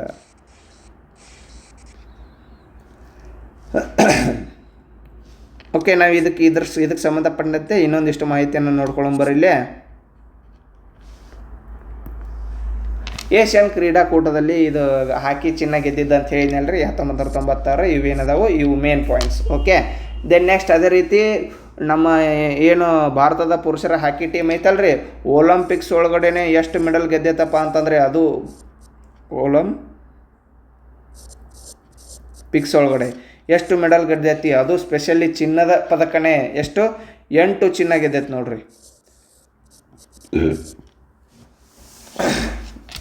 8 ಚಿನ್ನ ಗೆದ್ದಿದೆ. ಓಕೆ, ಇರಲಿ. ಈ 2022ರ ಆವೃತ್ತಿ ಅಂತ ಹೇಳಿದ್ನಲ್ರಿ, ಈ 2022ರ ಆವೃತ್ತಿಯಲ್ಲಿ ನಡೆದಿತ್ತಪ್ಪ ಏಷ್ಯನ್ ಕ್ರೀಡಾಕೂಟ ಅಂತಂದರೆ ಹ್ಯಾಂಗ್ಝೌ, ಎಲ್ಲಿ? ಹ್ಯಾಂಗ್ಝೌ, ಚೀನಾ. ಈಗಾಗಲೇ ಹೇಳಿ ನೀವು, ಹ್ಯಾಂಗ್ಝೌ ಚೀನಾ. ಓಕೆ, ಹ್ಯಾಂಗ್ಝೌ ಚೀನಾ ಒಳಗಡೆ ನಡೀತು. ಈಗ ನೆಕ್ಸ್ಟ್ ಏಷ್ಯನ್ ಕ್ರೀಡಾಕೂಟ ಎಷ್ಟರಾಗ ನಡೀತದಪ್ಪ ಅಂತಂದರೆ 2026, ಇದೇ ವರ್ಷ ನಡೀತದ ನೋಡ್ರಿ. 2026ರಲ್ಲಿ ಎಲ್ಲಿ ನಡೀತದಪ್ಪ ಅಂತಂದರೆ ಇದು ಜಪಾನ್ ಒಳಗಡೆ ನಡೀತದ. ಜಪಾನ್ ಒಳಗಡೆ ಎಲ್ಲಿ ಅಂದರೆ ಸ್ಪೆಷಲಿ ಐಚಿ ಮತ್ತು ನಗೋಯಾ ಅಂತ ಪ್ಲೇಸ್ ಬರ್ತಾವೆ, ಅಲ್ಲಿ ನಡೀತದೆ ನೋಡ್ರಿ ಈ ವರ್ಷದ್ದು. ಓಕೆ, ಈ ವರ್ಷ ಏನೇನು ಗೆಲ್ತಾರ ಅದನ್ನು ಮುಂದೆ ಮಾಡುವ ಕ್ಲಾಸಲ್ಲಿ ನೋಡೋಣ ಅದನ್ನು. ಓಕೆ, ದೆನ್ ನೆಕ್ಸ್ಟ್ ಮುಂದಿನ ಪ್ರಶ್ನೆ ನೋಡ್ರಿ ಇಲ್ಲೇ. ಜಾರ್ಜ್ ಸೈಮನ್ ಓಮ್ 1827ರಲ್ಲಿ ಒಂದು ಸೂತ್ರವನ್ನು ಪ್ರಕಟಿಸಿದ್ದಕ್ಕಾಗಿ ಪ್ರಸಿದ್ಧರಾಗಿದ್ದರು. ಅದು ಯಾವುದನ್ನು ವಿವರಿಸುತ್ತದೆ ಅಂತ ಕೇಳಿದ್ದಾರೆ. ಓಕೆ, ಓಮ್ಸ್ ಲಾ ಏನು ಹೇಳ್ತದ ಅಂತ ಫಸ್ಟ್ ನಾವು ನೋಡ್ಕೊಂಡ್ಬಿಡೋಣ. ಓಕೆ, ಇಷ್ಟೆಲ್ಲ ನಮಗೆ ಆಪ್ಷನ್ ಓದೋ ಅವಶ್ಯಕತೆನೇ ಬೀಳಲ್ಲ. ಓಕೆ, ಫಸ್ಟ್ ಓಮ್ಸ್ ಲಾ ಅಂದ್ರೆ ಏನಪ್ಪ ಅಂತಂತಂದರೆ ಒಂದು ಎಕ್ಸಾಂಪಲ್ ಹೇಳ್ತೀನಿ ನೋಡ್ರಿ, ನಿಮಗೆ ಈಸಿಯಾಗಿ ನಿಮಗೆ ಅರ್ಥ ಆಗ್ಬೇಕಂದ್ರೆ. ಓಕೆ, ಈಗ ಫಾರ್ ಎಕ್ಸಾಂಪಲ್ ನಿಮಗೀಗ ನೀವು ಮನೆ ಮ್ಯಾಗ ನೀರಿನ ಟ್ಯಾಂಕ್ ಇಟ್ಟಿರ್ತೀರಿ. ಓಕೆ, ಅದು ನೀರಿನ ಟ್ಯಾಂಕಿಂತ ಹೊಳ್ಳಿ ನಿಮಗೆ ಕೆಳಗೆ ನಳ ಇರ್ತದೆ. ಓಕೆ, ನಲ್ಲಿ. ಆ ನಲ್ಲಿ ಹೊರಗಡೆ ನೀರು ಹರಿಬೇಕಪ್ಪ ಅಂತಂತಂದರೆ ಅವೆರಡು ಪಾಯಿಂಟನ್ನು ನಾವೇನಂತ ಕರಿತೀವಿ ಅಂದರೆ ವೋಲ್ಟೇಜ್ ಅಂತ ಕರಿತೀವಿ. ಓಕೆ, ನೀರನ್ನು ಪುಷ್ ಕೊಡ್ತದಲ್ರಿ ಅದು. ಓಕೆ, ಆ ಮೇಲಿನ ಪಾಯಿಂಟಿಂದ ಕೆಳಗಿನ ನಳದ ಹೊರಗಡೆ ಪುಷ್ ಕೊಡ್ತದ. ಓಕೆ, ಅದನ್ನು ನಾವು ವೋಲ್ಟೇಜ್ ಪಾಯಿಂಟ್ ಅಂತ ಕರಿತೀವಿ. ಮೇಗಿಂದ ಟ್ಯಾಂಕಿನ ಪಾಯಿಂಟ್ ಮತ್ತು ಕೆಳಗಿಂದ ಇದರ ಪಾಯಿಂಟ್ ಯಾವುದಪ್ಪ ಟ್ಯಾಂಕಿನ್ ಪಾಯಿಂಟ್ ರೀ ಇದು. ಓಕೆ, ಕೆಳಗಡೆ ಏನಪ್ಪ ಅಂತಂದರೆ ನಲ್ಲಿ ಪಾಯಿಂಟ್ ರೀ ಇದು, ನಲ್ಲಿ ಪಾಯಿಂಟ್. ಓಕೆ, ಇವುಗಳನ್ನೇನೋ ವೋಲ್ಟೇಜ್ ಪಾಯಿಂಟ್ ಅಂತ ಕರಿತೀವಿ ನಾವು, ವೋಲ್ಟೇಜ್. ಓಕೆ, ಇಲ್ಲಿ ಏನಿದು ನೀರು ಹರಿದು ಬರ್ತಿರ್ತದಲ್ಲ, ಇದನ್ನು ನಾವು ಫ್ಲೋ ಆಫ್ ಕರೆಂಟ್ ಅಂದರೆ ಐ ಅಂತಾರೆ, ಅದಕ್ಕೆ ಆಂಪಿಯರ್ ಅಂತೇಳಿ ಗುರುತಿಸ್ತಾರ. ಓಕೆ, ಐ ಅಂತೇಳಿ ಅದನ್ನು ಗುರುತಿಸ್ತಾರ. ಓಕೆ, ಈಗ ನೀರು ಹರಿದು ಬರ್ತಿರ್ತದಲ್ಲಪ್ಪ, ಇಲ್ಲಿ ಮ್ಯಾಗ ವೋಲ್ಟೇಜ್ ಅಂದರೆ ಮ್ಯಾಗಿನ ನೀರಿನ ಟ್ಯಾಂಕ್ ಪಾಯಿಂಟ್ ಎಷ್ಟು ಸ್ಪೀಡಾಗಿ ನೀರು ಹರಿಯೋಕ್ಕೆ ಅನುವು ಮಾಡಿಕೊಡ್ತದೆ ಅಷ್ಟು ಸ್ಪೀಡಾಗಿ ನೀರು ಹರಿತಿರ್ತದ. ಹಾಗೆ ಇಲ್ಲಿ ಕರೆಂಟ್ ಹರಿತಿರ್ತದ ಅಂದಂಗೆ. ಓಕೆ, ಒಂದು ವೇಳೆ ನಡು ಪೈಪ್ ಒಳಗಡೆ ನಿಮಗೇನಾದರೂ ಕಡ್ಡಿ ಕಲ್ಲ ಈ ಥರ ಏನಾದರೂ ಸಿಕ್ಕೊಂಡವಪ್ಪ ಅಂತಂತಂದರೆ ಅವಾಗ ನಿಮಗೆ ಈ ನೀರು ಹರಿ ಸ್ಪೀಡ್ ಸ್ಲೋ ಆಗುತ್ತೆ. ಅವಾಗ ಅದಕ್ಕೆ ಈ ನಡು ಕಲ್ಲ ಕಡ್ಡಿ ಇರ್ತದಲ್ಲ, ಆ ಪಾಯಿಂಟಿಗೆ ಏನಪ್ಪ ಅಂತಾರೆ ಅಂದರೆ ರೆಸಿಸ್ಟೆನ್ಸ್ ಅಂತಾರೆ ನೋಡ್ರಿ, ರೆಸಿಸ್ಟೆನ್ಸ್. ಈಗ ಹರಿಯುವ ವಿದ್ಯುತ್ ಈಗ ಫಾರ್ ಎಕ್ಸಾಂಪಲ್ ಹೆಂಗಪ್ಪ ಅಂತಂತಂದರೆ ವಿದ್ಯುತ್ ಹರಿತಿರ್ತದ, ಅದರೊಳಗಡೆ ನಡು ಏನಾದರೂ ರೆಸಿಸ್ಟೆನ್ಸ್ ಇದು ಕೊಟ್ಟಪ್ಪ ಅಂತಂತಂದರೆ ಅದಕ್ಕೆ ಇದು ವಿಲೋಮಾನುಪಾತದಲ್ಲಿ ಇರ್ತದ ಅಂದಂಗೆ. ಈಗೇನಪ್ಪ ಅಂತಂದರೆ ಈ ವೋಲ್ಟೇಜು ಮತ್ತು ಕರೆಂಟ್ ಏನಿರ್ತದಲ್ಲ ಅದು ನೇರ ಅನುಪಾತದಲ್ಲಿರ್ತದೆ. ಬಟ್ ರೆಸಿಸ್ಟೆನ್ಸ್ ನಡುವೆ ಬರ್ತದಲ್ರಿ, ಆ ಕಾರಣದಿಂದ ಅದು ವಿಲೋಮಾನುಪಾತದಲ್ಲಿರ್ತದೆ ಅಂತ ಹೇಳಾಗ್ತದೆ ನೋಡ್ರಿ, ಓಮ್ಸ್ ಲಾ. ಓಕೆ, ಇಲ್ಲಿ ನೋಡ್ರಿ ಆಪ್ಷನ್ ನೋಡ್ಕೊರಿ. ಸುರುಳಿಯಲ್ಲಿ ಪ್ರೇರಿತವಾದ ಇಎಂಎಫ್ನ ಪ್ರಮಾಣವು ಆ ಸುರುಳಿಯೊಂದಿಗೆ ಸಂಬಂಧಿಸಿದ ಕಾಂತೀಯ ಹರಿವಿನ ಬದಲಾವಣೆಯ ದರಕ್ಕೆ ನೇರ ಅನುಪಾತದಲ್ಲಿರುತ್ತದೆ ಅಂತ ಕೊಟ್ಟಿದ್ದಾರೆ. ನೆಕ್ಸ್ಟ್ ಒಂದು ಜಂಕ್ಷನ್ ಪ್ರವೇಶಿಸುವ ಎಲ್ಲ ವಿದ್ಯುತ್ ಪ್ರವಾಹಗಳು ಮತ್ತು ಜಂಕ್ಷನ್ನಿಂದ ಹೊರಹೋಗುವ ಎಲ್ಲ ವಿದ್ಯುತ್ ಪ್ರವಾಹಗಳು ಮೊತ್ತಕ್ಕೆ ಸಮಾನಾಗಿರಬೇಕು ಅಂತ ಕೇಳಿದ್ದಾರೆ. ಅಲ್ಲ, ಇದು ಅಲ್ಲ. ವಿದ್ಯುತ್ ಪ್ರವಾಹವು ವಿಭವಾಂತರಕ್ಕೆ ಅನುಪಾತದಲ್ಲಿರುತ್ತದೆ ಮತ್ತು ರೋಧಕ್ಕೆ ವಿಲೋಮ ಅನುಪಾತದಲ್ಲಿರುತ್ತದೆ ಅಂತ ಹೇಳಿದ್ನಲ್ರಿ ನಾನು. ವಿಭವಾಂತರ ಅಂದರೆ ವೋಲ್ಟೇಜ್. ಓಕೆ, ಈ ವಿದ್ಯುತ್ ಪ್ರವಾಹ ಅಂತ ಹೇಳಿದರೆ ಈ ನೀರು ಹರಿಯೋದು ಅಂತ ಹೇಳಿದ್ನಲ್ಲ ಅದು. ಓಕೆ, ನೆಕ್ಸ್ಟ್ ಇದು ವಿಭವಾಂತರ ಅಂದರೆ ಈ ಪಾಯಿಂಟ್ಗಳು ವೋಲ್ಟೇಜ್ ಪಾಯಿಂಟ್ ಅನುಪಾತದಲ್ಲಿರುತ್ತದೆ, ನೇರ ಅನುಪಾತದಲ್ಲಿರ್ತದೆ ಇದು.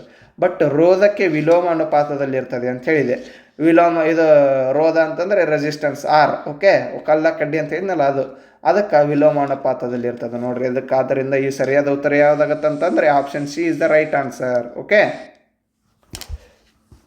ಈ ಓಮ್ಸ್ ಲಾ ಇವ್ರೇನು ಹೇಳಿದ್ರಲ್ರಿ, ಈ ಓಮ್ಸ್ ಲಾಗೆ SI ಯೂನಿಟ್ ಬರ್ತದೆ. ಆ SI ಯೂನಿಟ್ ಏನಪ್ಪ ಅಂತಂತಂದರೆ ಓಮ್ ಅಂತ ಕರಿತೀವಿ ನಾವು. ಓಕೆ, ಓಮ್ ಅಂದ್ರೆ ಇಂಥ ಓಮ್ ಮತ್ತು ಓಮ್ ನೀವು ಹೇಳ್ತಿರಲ್ಲ ಈ ಥರ ಓಮ್ ಬರಲ್ಲ. ಅದಕ್ಕೆ SI ಯೂನಿಟ್ ಯಾವ ಥರ ಬರುತ್ತಂದರೆ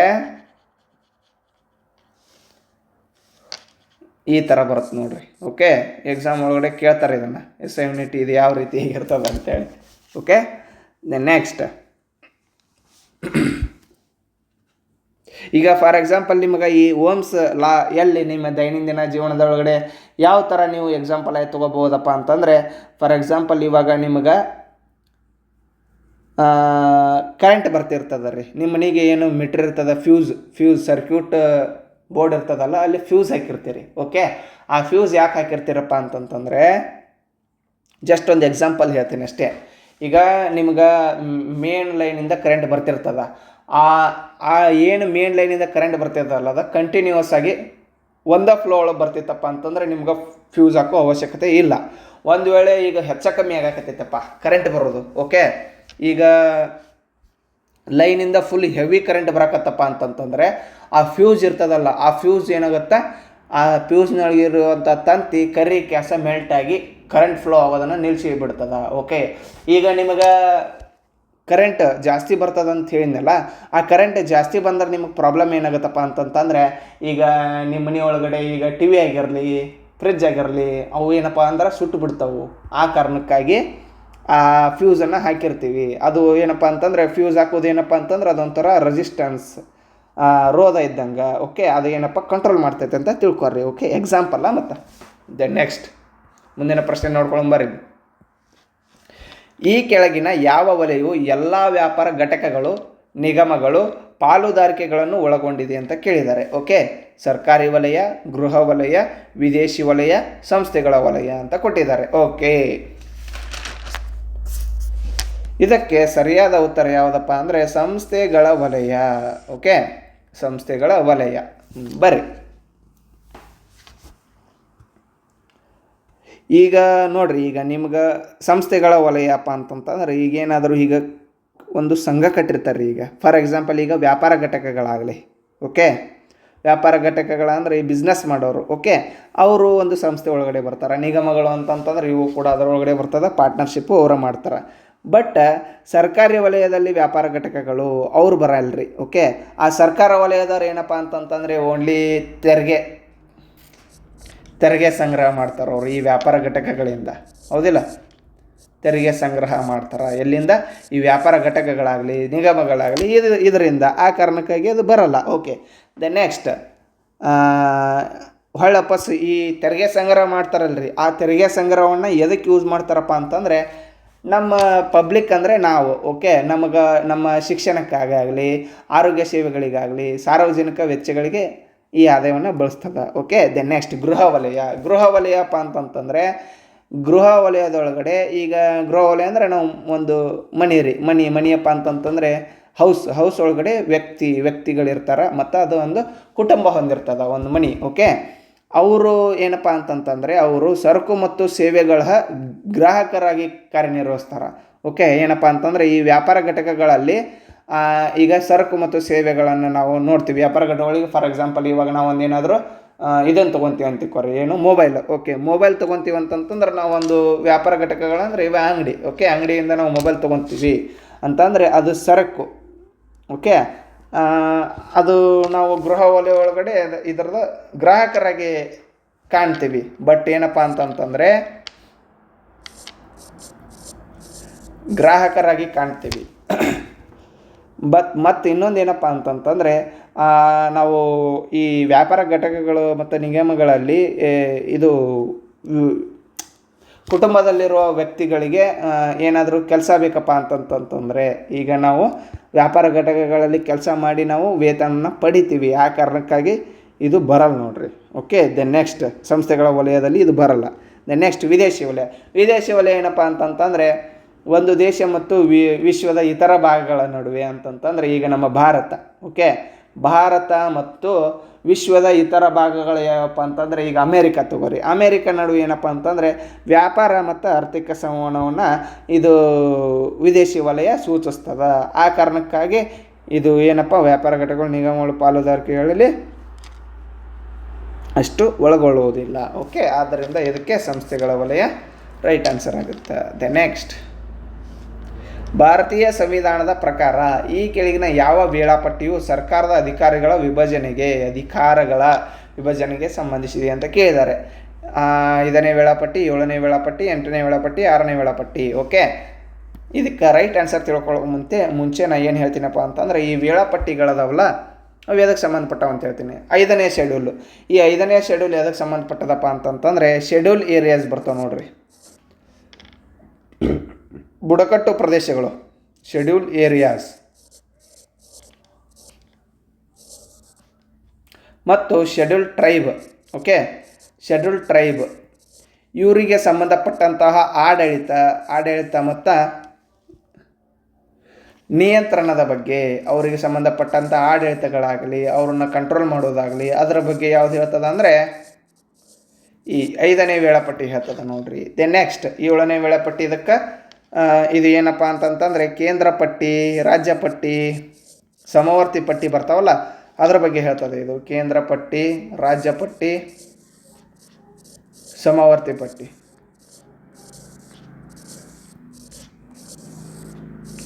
ಇದರ ಬಗ್ಗೆ ಯಾವ್ದು ಹೇಳುತ್ತಾ 7ನೇ ವೇಳಾಪಟ್ಟಿ ಹೇಳ್ತದೆ. ಅಂದರೆ ಇದು ಕೇಂದ್ರ ಪಟ್ಟಿ ಅಂತಂತಂದರೆ ಕೇಂದ್ರಗಳಿಗೆ ಸಂಬಂಧಪಟ್ಟಂತೆ ಅಧಿಕಾರಗಳನ್ನು ನೀಡುವುದು. ಈಗ ಕೇಂದ್ರದ ಅಧಿಕಾರಗಳು ಎದರೊಳಗಡೆ ಅದಪ್ಪ ಸಪ್ರೇಟಾಗಿ ನೀವು ಡಿಫೆನ್ಸ್ ಸೆಕ್ಟರ್ ಈಗ ನೋಡಿರಿ SSC GDAಗೆ ಹೋದರೆ ಅಂದರೆ ನೀವು ಇದು ಸೆಂಟ್ರಲ್ ಗೌರ್ಮೆಂಟ್ ಅಂಡರ್ ಒಳಗಡೆ ಬರ್ತದೆ. ಓಕೆ, ಡಿಫೆನ್ಸ್ ಸೆಕ್ಟರ್ ಇದು. ಓಕೆ, ಮತ್ತು ವಿದೇಶಾಂಗ ವ್ಯವಹಾರಗಳು ಇದನ್ನು ಏನಪ್ಪ ಅಂದರೆ ಕೇಂದ್ರನೇ ಇದರ ಮೇಲೆ ಆಡಳಿತ ನಡೆಸ್ತದೆ. ಮತ್ತು ಪರಮಾಣು ಶಕ್ತಿ ಆಗಲಿ ಬ್ಯಾಂಕಿಂಗ್ ಆಗಲಿ ಇವೆಲ್ಲ ಏನಪ್ಪ ಅಂತಂದರೆ ಕೇಂದ್ರಗಳು ಅಧಿಕಾರ ನಡೆಸ್ತದೆ. ನೆಕ್ಸ್ಟ್ ರಾಜ್ಯ ಪಟ್ಟಿ ಒಳಗಡೆ ಏನಪ್ಪ ಅಂತಂತಂದರೆ ಈ ರಾಜ್ಯ ಪಟ್ಟಿ ಯಾವುದ್ರ ಮೇಲೆ ಅಧಿಕಾರ ಅಂತಂದರೆ ಈಗ ಹೆಂಗಪ್ಪ ಅಂತಂದರೆ ರಾಜ್ಯ ಪಟ್ಟಿ ಅಂದರೆ ರಾಜ್ಯಗಳು ಈಗ ಯಾವುದಾದ್ರೂ ಒಂದು ಸ್ಪೆಷಲಿ ಈಗ ಪೊಲೀಸ್ ಆಗಲಿ, ಆರೋಗ್ಯ ಆಗಲಿ, ಅಗ್ರಿಕಲ್ಚರ್ ಆಗಲಿ ಮತ್ತು ಮೀನುಗಾರಿಕೆ ಆಗಲಿ ಇದರ ಮೇಲೆ ಏನೋ ಒಂದು ಸಂಬಂಧಪಟ್ಟಂತಹ ಯಾವುದಾದ್ರೂ ಅಂಶಗಳು ಬಂದರೆ ಅದರ ಮೇಲೆ ಇವರು ರಾಜ್ಯ ಸರ್ಕಾರವು ಏನಪ್ಪ ಅಧಿಕಾರ ಚಲಾವಣೆ ಮಾಡ್ತದೆ ಅಂದಾಗ. ನೆಕ್ಸ್ಟ್ ಸಮವರ್ತಿ ಪಟ್ಟಿ ಏನಪ್ಪ ಅಂದರೆ ಏನಂತಂದರೆ ಇದರ ಮೇಲೆ ಕೇಂದ್ರ ಮತ್ತು ರಾಜ್ಯಗಳು ಎರಡೂ ಅಧಿಕಾರ ಚಲಾಯಿಸ್ತಾವೆ ನೋಡ್ರಿ. ಓಕೆ, ಎಜುಕೇಷನ್ ಇದು ಕೇಂದ್ರ ಸಮವರ್ತಿ ಪಟ್ಟಿ ಒಳಗಡೆ ಬರ್ತದೆ. ಕೇಂದ್ರ ಮತ್ತು ರಾಜ್ಯ ಇವೆರಡೂ ಇದರ ಮೇಲೆ ಅಧಿಕಾರ ಚಲಾಯಿಸ್ಬೋದು. ನೆಕ್ಸ್ಟ್ ಅರಣ್ಯ ಒಂದು, ಅದಾದಮೇಲೆ ಕಾರ್ಮಿಕ ಸಂಘಗಳು ಮತ್ತು ವಿವಾಹ ಮತ್ತು ದತ್ತು ಪಡೆಯೋದು ಇವೆಲ್ಲ ಏನಿದಪ್ಪ ಅಂತಂದರೆ ಸಮರ್ಥ ಪಟ್ಟಿ ಕೇಂದ್ರ ಮತ್ತು ರಾಜ್ಯಗಳು ಎರಡೂ ಅಧಿಕಾರ ಚಲಾಯಿಸ್ತವ. ನೆಕ್ಸ್ಟ್ 8ನೇ ವೇಳಾಪಟ್ಟಿ ಏನು ಹೇಳ್ತದೆ ಅಂದರೆ 22 ಅಧಿಕೃತ ಭಾಷೆಗಳು. ಓಕೆ, ಆ 22 ಅಧಿಕೃತ ಭಾಷೆಗಳ ಬಗ್ಗೆ ಹೇಳುವ ಶೆಡ್ಯೂಲ್ ಯಾವುದಪ್ಪ ಅಂತಂತಂದರೆ 8ನೇ ಶೆಡ್ಯೂಲ್ ನೋಡ್ರಿ. ಓಕೆ, ನೆಕ್ಸ್ಟ್ 6ನೇ ವೇಳಾಪಟ್ಟಿ ಇದು ಏನಪ್ಪ ಅಂತಂದರೆ ಸ್ಪೆಷಲ್ಲಾಗಿ ಈಶಾನ್ಯ ಭಾರತದೊಳಗಡೆ ರಾಜ್ಯಗಳು ಏನು ಬರ್ತಾವೆ ನೋಡ್ರಿ, ಅಸ್ಸಾಂ, ಮೇಘಾಲಯ, ತ್ರಿಪುರಾ,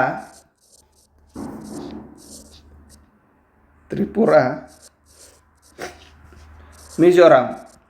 ಓಕೆ, ಈ ಮಿಜೋರಾಂ ರಾಜ್ಯಗಳಲ್ಲಿ ಏನು ಬುಡಕಟ್ಟು ಪ್ರದೇಶಗಳದಾವಲ್ಲ, ಆ ಬುಡಕಟ್ಟು ಪ್ರದೇಶಗಳ ಆಡಳಿತಕ್ಕೆ ಸಂಬಂಧಪಟ್ಟಿದೆ ನೋಡ್ರಿ. ಆಡಳಿತಕ್ಕೆ ಸಂಬಂಧಪಟ್ಟಿದೆ. ಓಕೆ,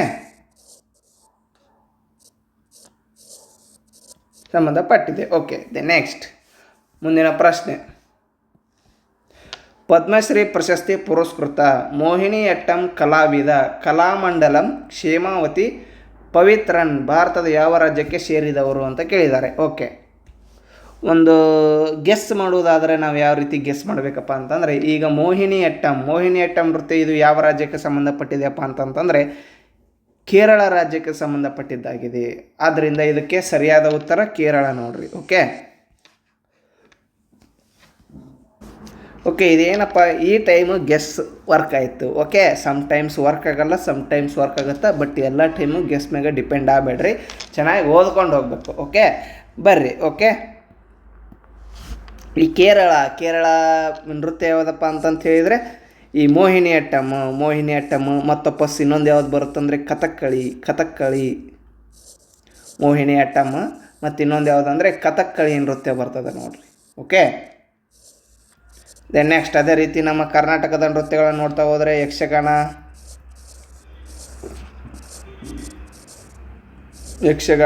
ವೀರಗಾಸೆ, ಕಂಸಾಳೆ, ಡೊಳ್ಳು ಕುಣಿತ ಎಟ್ಸೆಟ್ರಾ. ಓಕೆ, ನಾನು ಈಗಾಗಲೇ ಇನ್ನೂ ಲಾಸ್ಟ್ ಕ್ಲಾಸಲ್ಲಿ ಜಾಸ್ತಿ ಹೇಳಿನಿ ನೋಡ್ರಿ. ಓಕೆ, ಅಲ್ಲಿ ನೋಡ್ಕೊರಿ, ಇನ್ನೂ ಒಂದಿಷ್ಟು ಎಲ್ಲ ಕ್ವಶನ್ ಪೇಪರ್ನ ನೀವು ನೋಡ್ಕೋಬೇಕು. ಓಕೆ, ಅದರೊಳಗಡೆ ಏನಪ್ಪ ಅಂತಂದರೆ ಬರೀ ಜಸ್ಟ್ ನಿಮಗೆ ಕ್ವಶನ್ ಓದೋದು, ಡೈರೆಕ್ಟ್ ಆನ್ಸರ್ ಹಾಕಿ ಮುಂದೆ ಹೋಗೋದು ಒಟ್ಟ ಮಾಡಿಲ್ಲ. ಏನಪ್ಪ ಅದಕ್ಕೆ ಸಂಬಂಧಪಟ್ಟಂತೆ ಎಲ್ಲ ಇನ್ಫಾರ್ಮೇಷನ್ ಕೊಟ್ಟೀನಿ. ಓಕೆ, ಒಂದು ಕ್ವಶನ್ ಒಳಗಡೆ ನಿಮ್ಗೆ 10 ಕ್ವಶನ್ ಕವರ್ ಆಗೋ ಥರ ನಿಮಗೆ ಎಕ್ಸ್ಪ್ಲೇಷನ್ ಕೊಡಾಕತ್ತೀನಿ. ಆ ಕಾರಣಕ್ಕಾಗಿ ಹಿಂದಿನ ಕ್ಲಾಸ್ ನೋಡ್ಕೊರಿ ನೀವು. ನಿಮ್ಗೆ ಹಂಗೆ ಅನಿಸ್ಲಿಲ್ಲ ಅಂತಂತಂದರೆ ಏನು ಮಾಡೋಕ್ಕಾಗಲ್ಲ, ನೀವು ಅನಿಸುತ್ತೆ. ಯಾಕಪ್ಪ ಅಂತಂದರೆ ಆ ಥರ ಇನ್ಫಾರ್ಮೇಷನ್ ಕೊಟ್ಟಿದ್ದೀನಿ ನಾನು. ಓಕೆ, ಲಾಸ್ಟ್ ಕ್ಲಾಸಲ್ಲಿ. ನೆಕ್ಸ್ಟ್ ತಮಿಳ್ನಾಡಿನ ನೃತ್ಯಗಳು ಯಾವುದಪ್ಪ ಅಂತಂದರೆ ಭರತನಾಟ್ಯಂ. ಓಕೆ, ನೆಕ್ಸ್ಟ್ ತೆಲಂಗಾಣದ ಯಾವುದಪ್ಪ ಅಂತಂದರೆ ಪೆರಿನಿ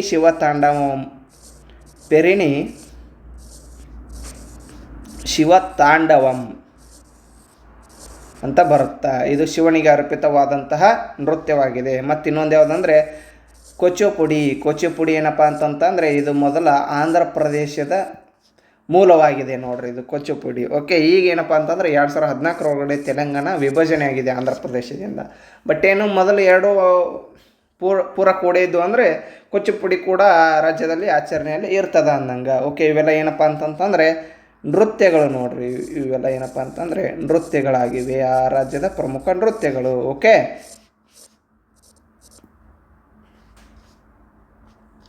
ನೆಕ್ಸ್ಟ್ ಮುಂದಿನ ಪ್ರಶ್ನೆ ನೋಡ್ಕೊರಿಲೆ. ಈ ಕೆಳಗಿನವರಲ್ಲಿ ಯಾರು ಜೂನ್ 2024 ಕೇಂದ್ರ ಸಂಸ್ಕೃತಿ ಸಚಿವರಾಗಿ ನೇಮಕಗೊಂಡರು ಅಂತ ಕೇಳಿದ್ದಾರೆ. ಓಕೆ, 2024 ಇದು ಸಂಸ್ಕೃತಿ ಸಚಿವರಾಗಿ ನೇಮಕೊಂಡವ್ರು ಯಾರಪ್ಪ ಅಂತಂತಂದರೆ ಈಗೂ ಕೂಡ ಅವರೇ ಅದಾರ. ಅವ್ರು ಯಾರಪ್ಪ ಅಂತಂತಂದರೆ ಗಜೇಂದ್ರ ಸಿಂಗ್ ಶೇಖಾವತ್ ಅವ್ರು ನೋಡ್ರಿ.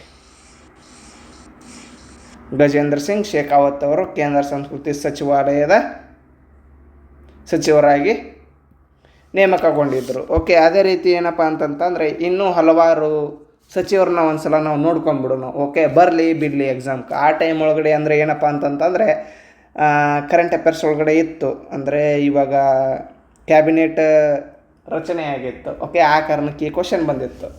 ಬಟ್ ಇವಾಗ ಆಗಲೇ ರಚನೆಯಾಗಿ ಭಾಳ ದಿನಗಳಾಗಿವೆ. ಏನೇ ಇರಲಿ, ಬಟ್ ಏನಪ್ಪ ಅಂತಂದರೆ ಇತ್ತೀಚೆಗೆ ನಿರ್ಮಲಾ ಸೀತಾರಾಮನ್ ಅವರು ಬಜೆಟನ್ನು ಮಂಡಿಸಿದರು.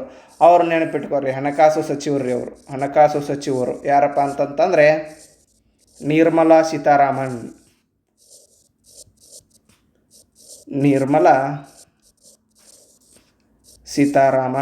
ಓಕೆ,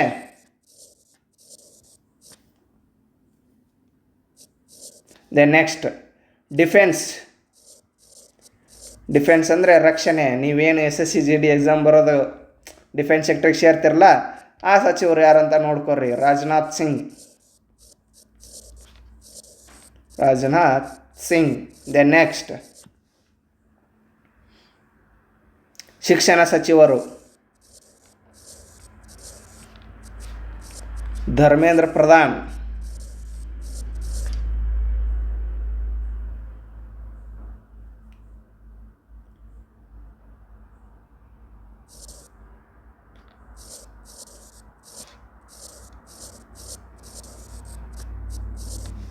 ಅದಾದಮೇಲೆ ನೆಕ್ಸ್ಟು ಇವ್ರಿ ರಸ್ತೆ ಸಾರಿಗೆ ಸಚಿವರು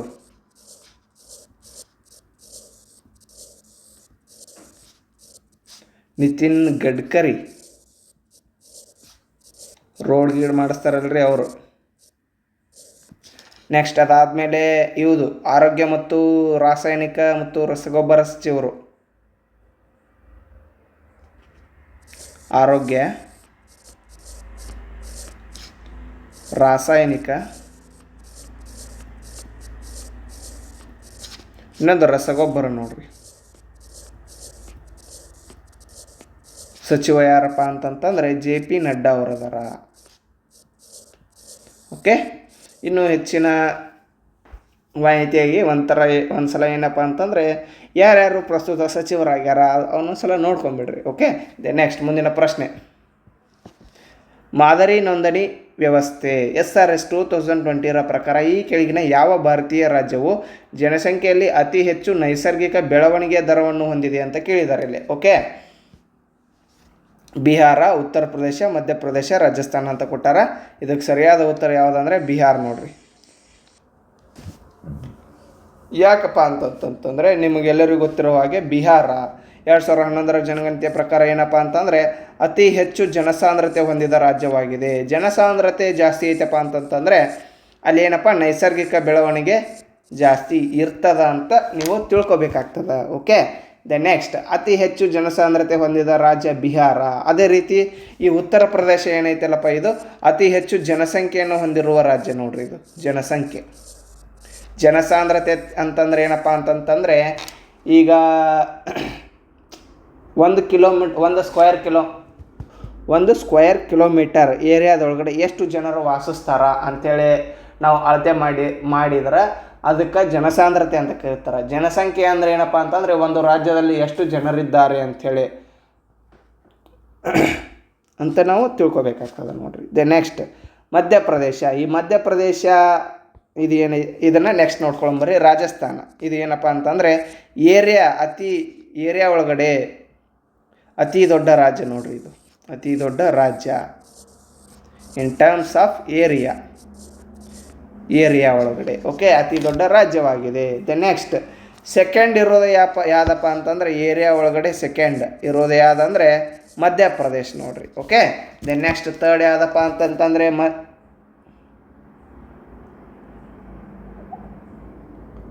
ಮಹಾರಾಷ್ಟ್ರ ಮತ್ತು UP ಮತ್ತು ಅದಾದಮೇಲೆ ಗುಜರಾತ್ ಈ ರೀತಿ ಬರ್ತಾವೆ ನೋಡ್ರಿ. ಓಕೆ, ನೆಕ್ಸ್ಟ್ ಮುಂದಿನ ಪ್ರಶ್ನೆ ನೋಡ್ಕೊಂಬರ್ರಿ, ಟೈಮ್ ಭಾಳ ಆಯ್ತು. ಜಾಗತೀಕರಣ ಪ್ರಕ್ರಿಯೆಯಲ್ಲಿ ಬಹುರಾಷ್ಟ್ರೀಯ ಸಂಸ್ಥೆಗಳು ಅಂದರೆ ಮಲ್ಟಿನ್ಯಾಷನಲ್ ಕಂಪನೀಸ್ ಯಾವ ಪಾತ್ರವನ್ನು ವಹಿಸುತ್ತವೆ ಅಂತ ಕೇಳಿದ್ದಾರೆ. ಅವು ವಿವಿಧ ದೇಶಗಳಲ್ಲಿ ಉತ್ಪಾದನೆ ಮತ್ತು ಮಾರುಕಟ್ಟೆಗಳನ್ನು ಸಂಯೋಜಿಸುತ್ತವೆ ಅಂತ ಕೊಟ್ಟಿದ್ದಾರೆ. ಇದೇ ರೈಟ್ ಆನ್ಸರ್ ನೋಡಿರಿ. ಈಗೇನಪ್ಪ ಅಂತಂತಂದರೆ ಈ ಮಲ್ಟಿನ್ಯಾಷನಲ್ ಕಂಪ್ನೀಸ್ ಏನಿದಾವಲ್ಲ ಅವು ವಿವಿಧ ದೇಶಗಳಲ್ಲಿ ಬೇರೆ ದೇಶಗಳಲ್ಲಿ ಅಲ್ಲಿ ಉತ್ಪಾದನೆ ಮತ್ತು ಅಲ್ಲಿ ಹೆಂಗೆ ಮಾರ್ಕೆಟ್ ಐತಿ ಅವುಗಳನ್ನು ನಾವು ಸಂಯೋಜಿಸ್ತಾವೆ ನೋಡ್ರಿ. ಓಕೆ, ದೆನ್ ನೆಕ್ಸ್ಟ್ ಇದು ಅವು ವ್ಯಾಪಾರದ ಮೇಲಿನ ರಾಷ್ಟ್ರೀಯ ನೀತಿಗಳನ್ನು ನಿಯಂತ್ರಿಸುತ್ತದೆ ಅಂತ ಕೊಟ್ಟಿದ್ದಾರೆ. ಬಟ್ ಅವು ಏನಪ್ಪ ಅಂತಂತಂದರೆ ಮಲ್ಟಿನ್ಯಾಷನಲ್ ಕಂಪ್ನೀಸು ವ್ಯಾಪಾರದ ಮೇಲಿನ ರಾಷ್ಟ್ರೀಯ ನೀತಿಗಳನ್ನು ನಿಯಂತ್ರಿಸುವುದಿಲ್ಲ ರೀ. ಬದಲಾಗಿ ಯಾವ ನಿಯಂತ್ರಿಸ್ತಾವೆ ಅಂತಂದರೆ ಗೌರ್ಮೆಂಟ್ಸ್ ನಮ್ಮ ಏನು ಈಗ ನಮ್ಮ ಭಾರತದ ಗೌರ್ಮೆಂಟ್ ಕೇಂದ್ರ ಸರ್ಕಾರವಾಗಲಿ ಮತ್ತು ವಾಪಸ್ ಇವು ವ್ಯಾಪಾರ ಸಂಸ್ಥೆಗಳು ಇರ್ತವೆ ನೋಡ್ರಿ, ಫಾರ್ ಎಕ್ಸಾಂಪಲ್ WTO ಇಂಥವು ಏನು ಮಾಡ್ತವೆ ಅವುಗಳನ್ನು ನಿರ್ವಹಿಸ್ತಾವೆ ನೋಡ್ರಿ. ಓಕೆ, ದೆನ್ ನೆಕ್ಸ್ಟ್ ಅವು ಸ್ಥಳೀಯ ವ್ಯವಹಾರಗಳನ್ನು ಮಾತ್ರ ಉಚ್ಚರಿಸುತ್ತದೆ. ಸ್ಥಳೀಯ ವ್ಯವಹಾರ ಹೆಂಗೆ ರೀ, ಅವು ಮತ್ತು ಆ ಕಂಪ್ನಿ ಅವು ಇರ್ತಾವಲ್ಲ ರೀ, ಅವುಗಳ ವ್ಯವಹಾರಗಳನ್ನು ಕೂಡ ಉತ್ತೇಜನ ಮಾಡ್ತಾವ್ರಿ ಅವು. ಓಕೆ, ದೆನ್ ನೆಕ್ಸ್ಟ್ ಅವು ಅಂತಾರಾಷ್ಟ್ರೀಯ ವ್ಯಾಪಾರವನ್ನು ನಿರುತ್ಸಾಹಗೊಳಿಸುತ್ತದೆ ಅಂತ ಕೊಟ್ಟಿದ್ದಾರೆ. ನಿರುತ್ಸಾಹಗೊಳಿಸುವುದಿಲ್ಲ, ಇನ್ನೂ ಜಾಸ್ತಿ ಮಾಡ್ತಾವೆ, ನಿರುತ್ಸಾಹಗೊಳಿಸುವುದಿಲ್ಲ, ಇನ್ನೂ ಏನು ಉತ್ಸಾಹಗೊಳಿಸ್ತಾವಂತ ನೀವು ನೋಡ್ಕೋಬೇಕಾಗ್ತದೆ. ದೆನ್ ನೆಕ್ಸ್ಟ್ ಸಿಕ್ಕಿಲ್ ಮಾಲಾ ಚಂದ್ರಶೇಖರ್ ಈ ಕೆಳಗಿನ ಯಾವ ಸಂಗೀತ ವಾದ್ಯದೊಂದಿಗೆ ಸಂಬಂಧ ಹೊಂದಿದ್ದಾರೆ ಅಂತ ಕೇಳಿದ್ದಾರೆ. ತಬಲಾ, ಪಖವಾಜ್, ಕೊಳಲು, ರುದ್ರವೀಣೆ. ಇದಕ್ಕೆ ಸರಿಯಾದ ಉತ್ತರ ಯಾವುದಂದರೆ ಕೊಳಲು ನೋಡ್ರಿ, ಕೊಳಲು. ಓಕೆ, ಏನಾದರೂ ಕರೆಂಟ್ ಅಫೇರ್ಸ್ ಒಳಗಡೆ ಬಂದಿರ್ತಾರ, ಫಾರ್ ಎಕ್ಸಾಂಪಲ್ ಇವಾಗ ಯಾವುದಾದ್ರೂ ಪ್ರಶಸ್ತಿಯನ್ನು ತೊಗೊಂಡಿರ್ತಾರಲ್ಲ ಆ ಕಾರಣಕ್ಕಾಗಿ ಈ ಪ್ರಶ್ನೆಗಳನ್ನು ಕೇಳಿರ್ತಾರೆ. ಓಕೆ, ನಾವು ಇದರೊಳಗಡೆ ತಬಲಾ ವಾದಕರೊಳಗಡೆ ಯಾರು ಪ್ರಮುಖವಾದವರು ಅಂತ ನೋಡ್ತಾ ಹೋದರೆ ಜಾಕೀರ್ ಹುಸೇನ್ ಅವರು. ಓಕೆ, ಯಾರು? ಜಾಕೀರ್ ಹುಸೇನ್. ದೆನ್ ನೆಕ್ಸ್ಟ್ ಅದೇ ರೀತಿಯಾಗಿ ಉಸ್ತಾದ್ ಅಲ್ಲಾ ರಕ್ಕ ಅಂತ ಬರ್ತಾರೆ, ಇನ್ನೂ ಹಲವಾರು ಬರ್ತಾರೆ. ಓಕೆ, ಪ್ರಮುಖವಾಗಿರುವಂಥವ್ರನ್ನ ನಾವು ನೋಡ್ಕೊಂಡು ಹೋಗೋಣ. ಉಸ್ತಾದ್ ಅಲ್ಲಾ ರಕ್ಕ. ದೆನ್ ನೆಕ್ಸ್ಟ್ ಅದೇ ರೀತಿಯಾಗಿ ಇಲ್ಲಿ ಪಖವಾಜ್ ಅಂತ ಐತಿ. ಈ ಪಖವಾಜಪ್ಪ ಏನಪ್ಪ ಅಂತಂದ್ರೆ ಈ ವಾದ್ಯ ಹೆಂಗಿರ್ತದೆ ಅಂದರೆ ಒಂದು ಈಗ ನೀವು ಡೊಳ್ಳು ನೋಡಿರ್ತೀರಲ್ರಿ ನಮ್ಮ ಉತ್ತರ ಕರ್ನಾಟಕದ ಸೈಡ್, ಆ ಡೊಳ್ಳಿನ ಆಕಾರದೊಳಗಡೆ ಇರ್ತದೆ ನೋಡ್ರಿ ಇದು ಪಖವಾಜ್ ಅನ್ನೋದು. ಕೊಳಲಂತೂ ಇಲ್ಲಿ ಸಿಕ್ಕಿಲ್ ಮಾಲಾ ಅವ್ರದ್ದು ಐತಿ. ರುದ್ರವೀಣೆ, ಈ ರುದ್ರವೀಣೆದ ಪ್ರಮುಖವಾದಂಥ ವಾದಕರು ಯಾರಪ್ಪ ಅಂತಂದರೆ ಜಿಯಾ ಮೊಹಿಯುದ್ದೀನ್ ಡಾಗರ್ ಅಂತ ಐತ್ರಿ. ಓಕೆ, ಇವರು ಪ್ರಮುಖವಾದಂಥ ಒಬ್ಬರು ವಾದಕರು. ಓಕೆ, ದೆನ್ ನೆಕ್ಸ್ಟ್ ಮುಂದಿನ ಪ್ರಶ್ನೆ ನೋಡ್ಕೊರಿ. ಇಲ್ಲೇ 1940 ಆಗಸ್ಟ್ ಆಫರನ್ನು ಯಾವ ಬ್ರಿಟಿಷ್ ಸರ್ಕಾರಿ ಅಧಿಕಾರಿ ಮಾಡಿದರು ಅಂತ ಕೇಳಿದ್ದಾರೆ. Neville Chamberlain, Lord Linlithgow, Clement Attlee, Winston Churchill ಅಂತ ಐತಿ. ಓಕೆ, ಇದಕ್ಕೆ ಸರಿಯಾದ ಉತ್ತರ ಯಾವುದಂದರೆ ಲಾರ್ಡ್ ಲಿನ್ಲಿತ್ಗೋ. ಓಕೆ, ಇದಕ್ಕೆ ಸರಿಯಾದ ಉತ್ತರ ಅದು ಲಾರ್ಡ್ ಲಿನ್ಲಿತ್ಗೋ. ಈ ಆಗಸ್ಟ್ ಆಫರ್ನ ಯಾವಾಗ ಮುಂದಿಟ್ರಪ್ಪ ಅಂತಂತಂದರೆ 1940 ಆಗಸ್ಟ್ 8 ಈ ತಾರೀಕಿನಂದು ಈ ಆಗಸ್ಟ್ ಆಫರ್ನ ಮುಂದಿಟ್ಟರು. ಯಾಕೆ ಮುಂದಿಟ್ರಪ್ಪ ಅಂತಂತಂದರೆ ಎರಡನೇ ಮಹಾಯುದ್ಧದಲ್ಲಿ ಈ ಬ್ರಿಟಿಷರಿಗೆ ಭಾರತೀಯರ ನೆರವು ಬೇಕಾಗಿರ್ತೈತಿ. ಆ ಕಾರಣಕ್ಕಾಗಿ ಈ ಆಗಸ್ಟ್ ಆಫರನ್ನು ಅವರು ಮುಂದಿಡ್ತಾರೆ. ಯಾವ ಕಾರಣಕ್ಕೆ ಈ ಆಗಸ್ಟ್ ಆಫರ್ನ ಈ ಆಗಸ್ಟ್ ಆಫರ್ ಒಳಗಡೆ ಏನಿತ್ತಪ್ಪ ಅಂತಂತಂದರೆ ಪ್ರಮುಖವಾಗಿ ಭಾರತೀಯರು ಏನೇನು ಹೋರಾಟ ಮಾಡಕತ್ತಿದ್ರಲ್ರಿ, ನಮಗೆ ಸ್ವಾತಂತ್ರ್ಯ ಬೇಕು, ನಾವು ನಮಗಾದ ಒಂದು ಸಂವಿಧಾನ ರಚನೆ ಮಾಡ್ಕೋಬೇಕು, ನಮಗೆ ಡೊಮಿನಿಯನ್ ಮಾದರಿ ಸರ್ಕಾರ ರಚನೆ ಮಾಡ್ಕೋಬೇಕು ಅಂಥೇಳಿ ಏನು ಹೋರಾಟ ಮಾಡ್ತಿರ್ತಾರಲ್ಲ ಆ ಪ್ರಮುಖವಾದಂಥ ಒಂದಿಷ್ಟು ಅಂಶಗಳನ್ನು ನೀಡ್ತಾರೆ. ಬಟ್ ಏನೋ ಫುಲ್ ಏನಪ್ಪ ಅಂತಂದರೆ ಸಂಪೂರ್ಣ ಸ್ವಾತಂತ್ರ್ಯವನ್ನು ಕೊಡ್ತೀವಿ ಅಂತೇಳಿ ಅದರೊಳಗಡೆ ಎಲ್ಲೂ ಘೋಷಣೆ ಆಗಿರಲ್ಲ. ಆ ಕಾರಣಕ್ಕಾಗಿ ಏನಪ್ಪ ಅಂತಂದರೆ ಈ ಆಗಸ್ಟ್ ಆಫರನ್ನು ಈ ನಮ್ಮ INC ಮತ್ತು INC ಅಂದರೆ ಇಂಡಿಯನ್ ನ್ಯಾಷನಲ್ ಕಾಂಗ್ರೆಸ್ ಮತ್ತು ಮುಸ್ಲಿಂ ಲೀಗ್ ಏನು ಮಾಡ್ತದೆ, ತಿರಸ್ಕಾರ ಮಾಡ್ತದೆ ನೋಡ್ರಿ. ಮುಸ್ಲಿಂ ಲೀಗ್ ತಿರಸ್ಕಾರ ಮಾಡ್ತಾವ. ಓಕೆ, ದ ನೆಕ್ಸ್ಟ್ ಈ ಕ್ಲೆಮೆಂಟ್ ಅಟ್ಲಿ ಇವರು ಯಾವ ಟೈಮ್ ಒಳಗಡೆ ಏನಿರ್ತಾರಪ್ಪ ಅಂತಂತಂದರೆ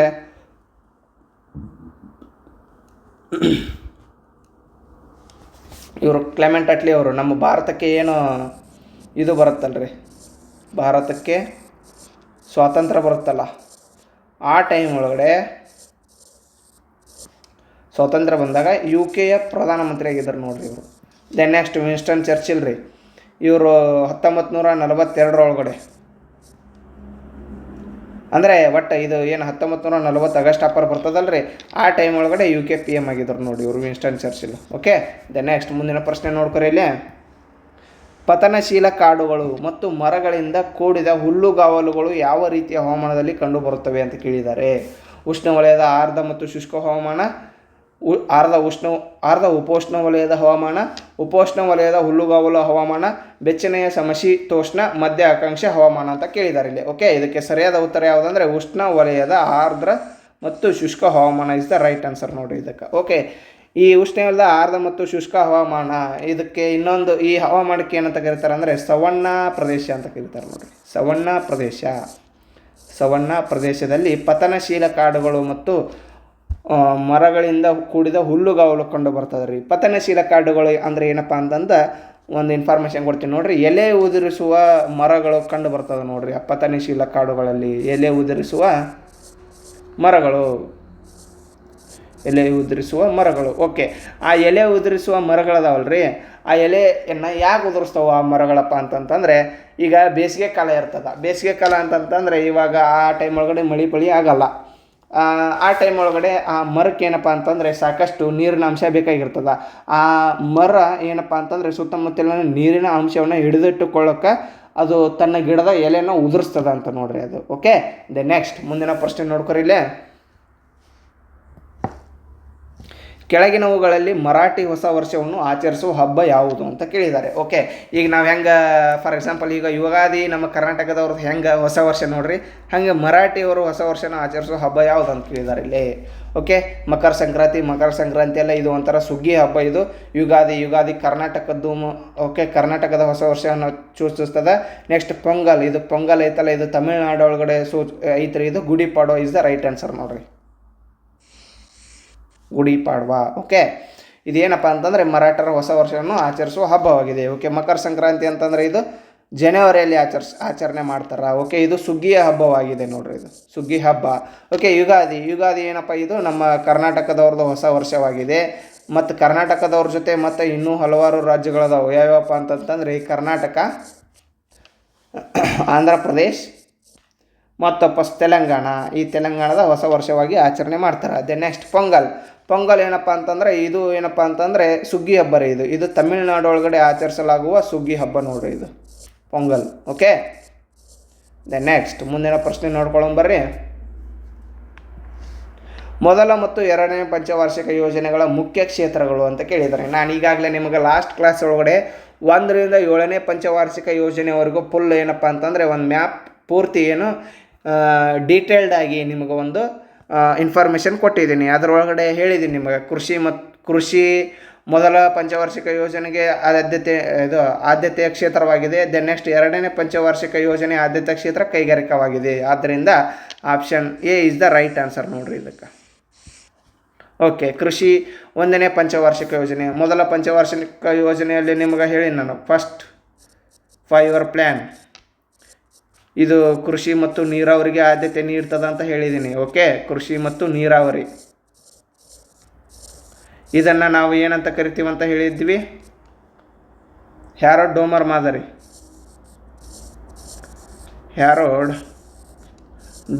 ಮಾದರಿ ಅಂತ ಕರಿತೀವಿ ಅಂತ ಹೇಳಿದ್ದೆ. ಓಕೆ, ಮಾದರಿ. ನೆಕ್ಸ್ಟ್ ಸೆಕೆಂಡ್ 5 year ಪ್ಲ್ಯಾನ್, ಇದು ಕೈಗಾರಿಕೆ ವಲಯಕ್ಕೆ ಹೆಚ್ಚಿನ ಆದ್ಯತೆ ನೀಡಿತು. ಓಕೆ, ಇದನ್ನು ಯಾವ ಮಾದರಿ ಅಂತ ಕರಿತಿದ್ವಿ ಅಂದರೆ PC ಮಹಲ್ನೋಬಿಸ್ ಮಾದರಿ ಅಂತ ಕರಿತಿದ್ವಿ ಅಂತ ನಾವು ಹೇಳಿದ್ದೀವಿ. ಮಹಲ್ನೋಬಿಸ್ ಮಾದರಿ. ಓಕೆ, ನೆಕ್ಸ್ಟ್ ಇನ್ನು ಮುಂದಿನ 5 year ಪ್ಲ್ಯಾನ್ ಬಗ್ಗೆ ನಿಮಗೆ ಜಾಸ್ತಿ ಇನ್ಫಾರ್ಮೇಷನ್ ಬೇಕಾದ್ರೆ ಅದನ್ನು ಲಾಸ್ಟ್ ಕ್ಲಾಸ್ ನೋಡ್ಕೊರಿ. ಓಕೆ, ನೆಕ್ಸ್ಟ್ ಮುಂದಿನ ಪ್ರಶ್ನೆ ನೋಡಿಲ್ಲ. ಲಾಸ್ಟ್ ಪ್ರಶ್ನೆ, ಭಾರತದ ಸಂವಿಧಾನದ ಯಾವ ವಿಧಿಯು ಸ್ಪೀಕರ್ ಮತ್ತು ಡೆಪ್ಯೂಟಿ ಸ್ಪೀಕರ್ ಹುದ್ದೆಗಳ ಖಾಲಿ ಹುದ್ದೆ ರಾಜೀನಾಮೆ ಮತ್ತು ತೆಗೆದುಹಾಕುವಿಕೆಯ ಬಗ್ಗೆ ಒದಗಿಸುತ್ತದೆ ಅಂತ ಕೇಳಿದ್ದಾರೆ ಇಲ್ಲಿ. ಓಕೆ, ಏನಪ್ಪ ಅಂತಂತಂದರೆ ಈಗ ಸ್ಪೀಕರ್ ಮತ್ತು ಡೆಪ್ಯೂಟಿ ಸ್ಪೀಕರ್ ಇವ್ರ ಹುದ್ದೆ ಏನಾದರೂ ಖಾಲಿ ಮಾಡೋದು ಹೆಂಗೆ, ಮತ್ತು ಅವ್ರು ರಾಜೀನಾಮೆ ಕೊಡೋದಾಗಲಿ ಮತ್ತು ತೆಗೆದುಹಾಕೋ ಬಗ್ಗೆ ಯಾವ ವಿಧಿ ಹೇಳ್ತದಪ್ಪ ಅಂತಂತಂದರೆ ವಿಧಿ 94 ನೋಡ್ರಿ. ಓಕೆ, ವಿಧಿ 94 ಇದರ ಬಗ್ಗೆ ಹೇಳ್ತದ. ಓಕೆ, ಹಾಗಾದರೆ ಇಲ್ಲಿ ವಿಧಿ 70ನೇ ವಿಧಿ ಐತಿ. ಈ 70ನೇ ವಿಧಿ ಅದರ ಬಗ್ಗೆ ಹೇಳ್ತದ ಅಂತಂದರೆ ಈಗ ಪ್ರೆಸಿಡೆಂಟ್ ಅವರು, ಓಕೆ, ರಾಷ್ಟ್ರಪತಿಗಳಿಗೆ ಏನಾದರೂ ಅನಾರೋಗ್ಯ ಬಂದಂಥ ಸಂದರ್ಭ ಆಗಲಿ, ಮತ್ತು ಅವರು ಏನಾದರೂ ಕಾರ್ಯಾಲಯಕ್ಕೆ ಗೈರು ಹಾಜರಾದ ಸಮಯದಲ್ಲಿ ಏನಾದರೂ ಕಾರಣದಿಂದ ಅವರು ಗೈರು ಹಾಜರಾಗಿದ್ದರಪ್ಪ ಅಂತ ತಿಳ್ಕೊರಿ, ಆ ಟೈಮ್ ಒಳಗಡೆ ಅವ್ರ ಕಾರ್ಯಗಳನ್ನು ಹೇಗೆ ನಿರ್ವಹಿಸಲಾಗುತ್ತದೆ ಎಂಬುದರ ಬಗ್ಗೆ ಕಾನೂನು ಮಾಡಲು ಸಂಸತ್ತಿಗೆ ಅಧಿಕಾರ ಇದೆ ಅಂಥೇಳಿ 70ನೇ ವಿಧಿ ಹೇಳ್ತದೆ. ದೆನ್ ನೆಕ್ಸ್ಟ್ 101ನೇ ವಿಧಿ. ಈ 101ನೇ ವಿಧಿ ಏನಪ್ಪ ಅಂತಂತಂದರೆ, ಸಂಸತ್ತಿನೊಳಗಡೆ ಈಗ ಒಬ್ರು ಯಾರಾದರೂ ವ್ಯಕ್ತಿ ಇರ್ತಾರೆ. ಫಾರ್ ಎಕ್ಸಾಂಪಲ್ ಇವಾಗ ಸಂಸತ್ತಿನೊಳಗಡೆ ಯಾರನ್ನು ತೊಗೊಳ್ಳೋಣ ನಾವು, ಇವಾಗ ಇವ್ರನ್ನ ತಗೋರಿ, ಯಾರಪ್ಪ ಅಂತಂತಂದರೆ ನಮ್ಮ ಕುಮಾರಸ್ವಾಮಿ ಅವರು ಏನಪ್ಪ ಅಂತಂತಂದರೆ, ಈಗ ಅವರು ರಾಜ್ಯಸಭೆ ಮತ್ತು ಲೋಕಸಭೆ ಎರಡೂ ಸದಸ್ಯರಾಗಿ ಆಯ್ಕೆಯಾಗಿದ್ದರಂತ ಇಟ್ಕೋರಿ ನೀವು, ಓಕೆ. ಅದರೊಳಗಡೆ ಅವ್ರು ಏನಪ್ಪ ಅಂತಂತಂದರೆ ಅದರೊಳಗಡೆ ಸದನದೊಳಗಡೆ ಮುಂದುವರಿಬೇಕಂತಂದ್ರೆ ಅವರು ಒಂದು ರಾಜ್ಯಸಭೆಗಾರ ರಾಜೀನಾಮೆ ಕೊಡಬೇಕು, ಇಲ್ಲ ಲೋಕಸಭೆಗಾರ ರಾಜೀನಾಮೆ ಕೊಡಬೇಕು ಅಂಥೇಳಿ ಈ 101ನೇ ವಿಧಿ ಹೇಳ್ತದೆ. ಅಂದರೆ ಎರಡೂ ಕಡೆ ಸದಸ್ಯತ್ವವನ್ನು ನೀವು ಹೊಂದಿರುವಂಗಿಲ್ಲ ಅಂಥೇಳಿ ಹೇಳ್ತದೆ. ಅದಕ್ಕೆ ನಾವೇನಂತೀರ ಅಂದರೆ ದ್ವಂದ್ವ ಸದಸ್ಯತ್ವದ ಮೇಲೆ ನಿರ್ಬಂಧ ಅಂಥೇಳಿ ಈ 101ನೇ ವಿಧಿ ಹೇಳ್ತದೆ ನೋಡ್ರಿ, ಓಕೆ. ದ್ವಂದ್ವ ಸದಸ್ಯತ್ವ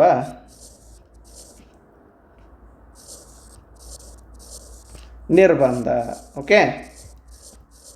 ದೆನ್ ನೆಕ್ಸ್ಟ್ 84ನೇ ವಿಧಿ. ಇದು ಏನು ಹೇಳ್ತಪ್ಪ ಅಂತಂತಂದರೆ, ಈಗ ನೀವು ಸಂಸತ್ತಿಗೆ ಸದಸ್ಯರಾಗಿ ಆಯ್ಕೆ ಆಗಬೇಕಂದ್ರೆ, ಸಂಸತ್ತಿಗೆ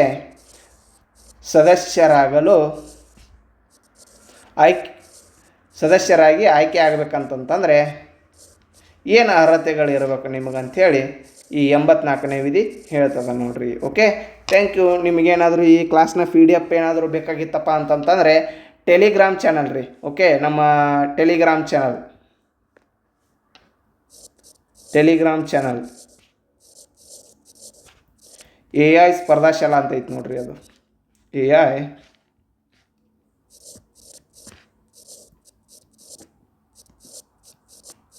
ಸ್ಪರ್ಧಾ ಶಾಲಾ ಚಾನಲ್ ಐತೆ ನೋಡ್ರಿ, ಓಕೆ. ಆ ಚಾನಲ್ ಒಳಗಡೆ ಈ ಪೂರ್ತಿ ಎಲ್ಲ ಕ್ಲಾಸಿನ PDF ಅದರೊಳಗಡೆ ಅಪ್ಲೋಡ್ ಮಾಡಿರ್ತದೆ, ಓಕೆ. ನಿಮಗೆ ಬೇಕಾದ್ರೆ ಅದರೊಳಗಡೆ ಹೋಗಿ ನೀವು ಡೌನ್ಲೋಡ್ ಮಾಡ್ಕೋಬೋದು, ಓಕೆ. Thank you. ಇನ್ನೂ ಹೆಚ್ಚಿನ ಕ್ಲಾಸ್ಗಾಗಿ ನಮ್ಮ AI ಸ್ಪರ್ಧಾ ಶಾಲಾ ಯೂಟ್ಯೂಬ್ ಚಾನಲ್ನ ಸಬ್ಸ್ಕ್ರೈಬ್ ಮಾಡ್ಕೊಳ್ರಿ. ಮತ್ತು ನಿಮ್ಮ ಫ್ರೆಂಡ್ಸಿಗೆ ಒಳ್ಳೆ ಕಂಟೆಂಟ್ ಅನಿಸಿತ್ತಂದ್ರೆ ಶೇರ್ ಮಾಡಿರಿ, ಓಕೆ. Thank you.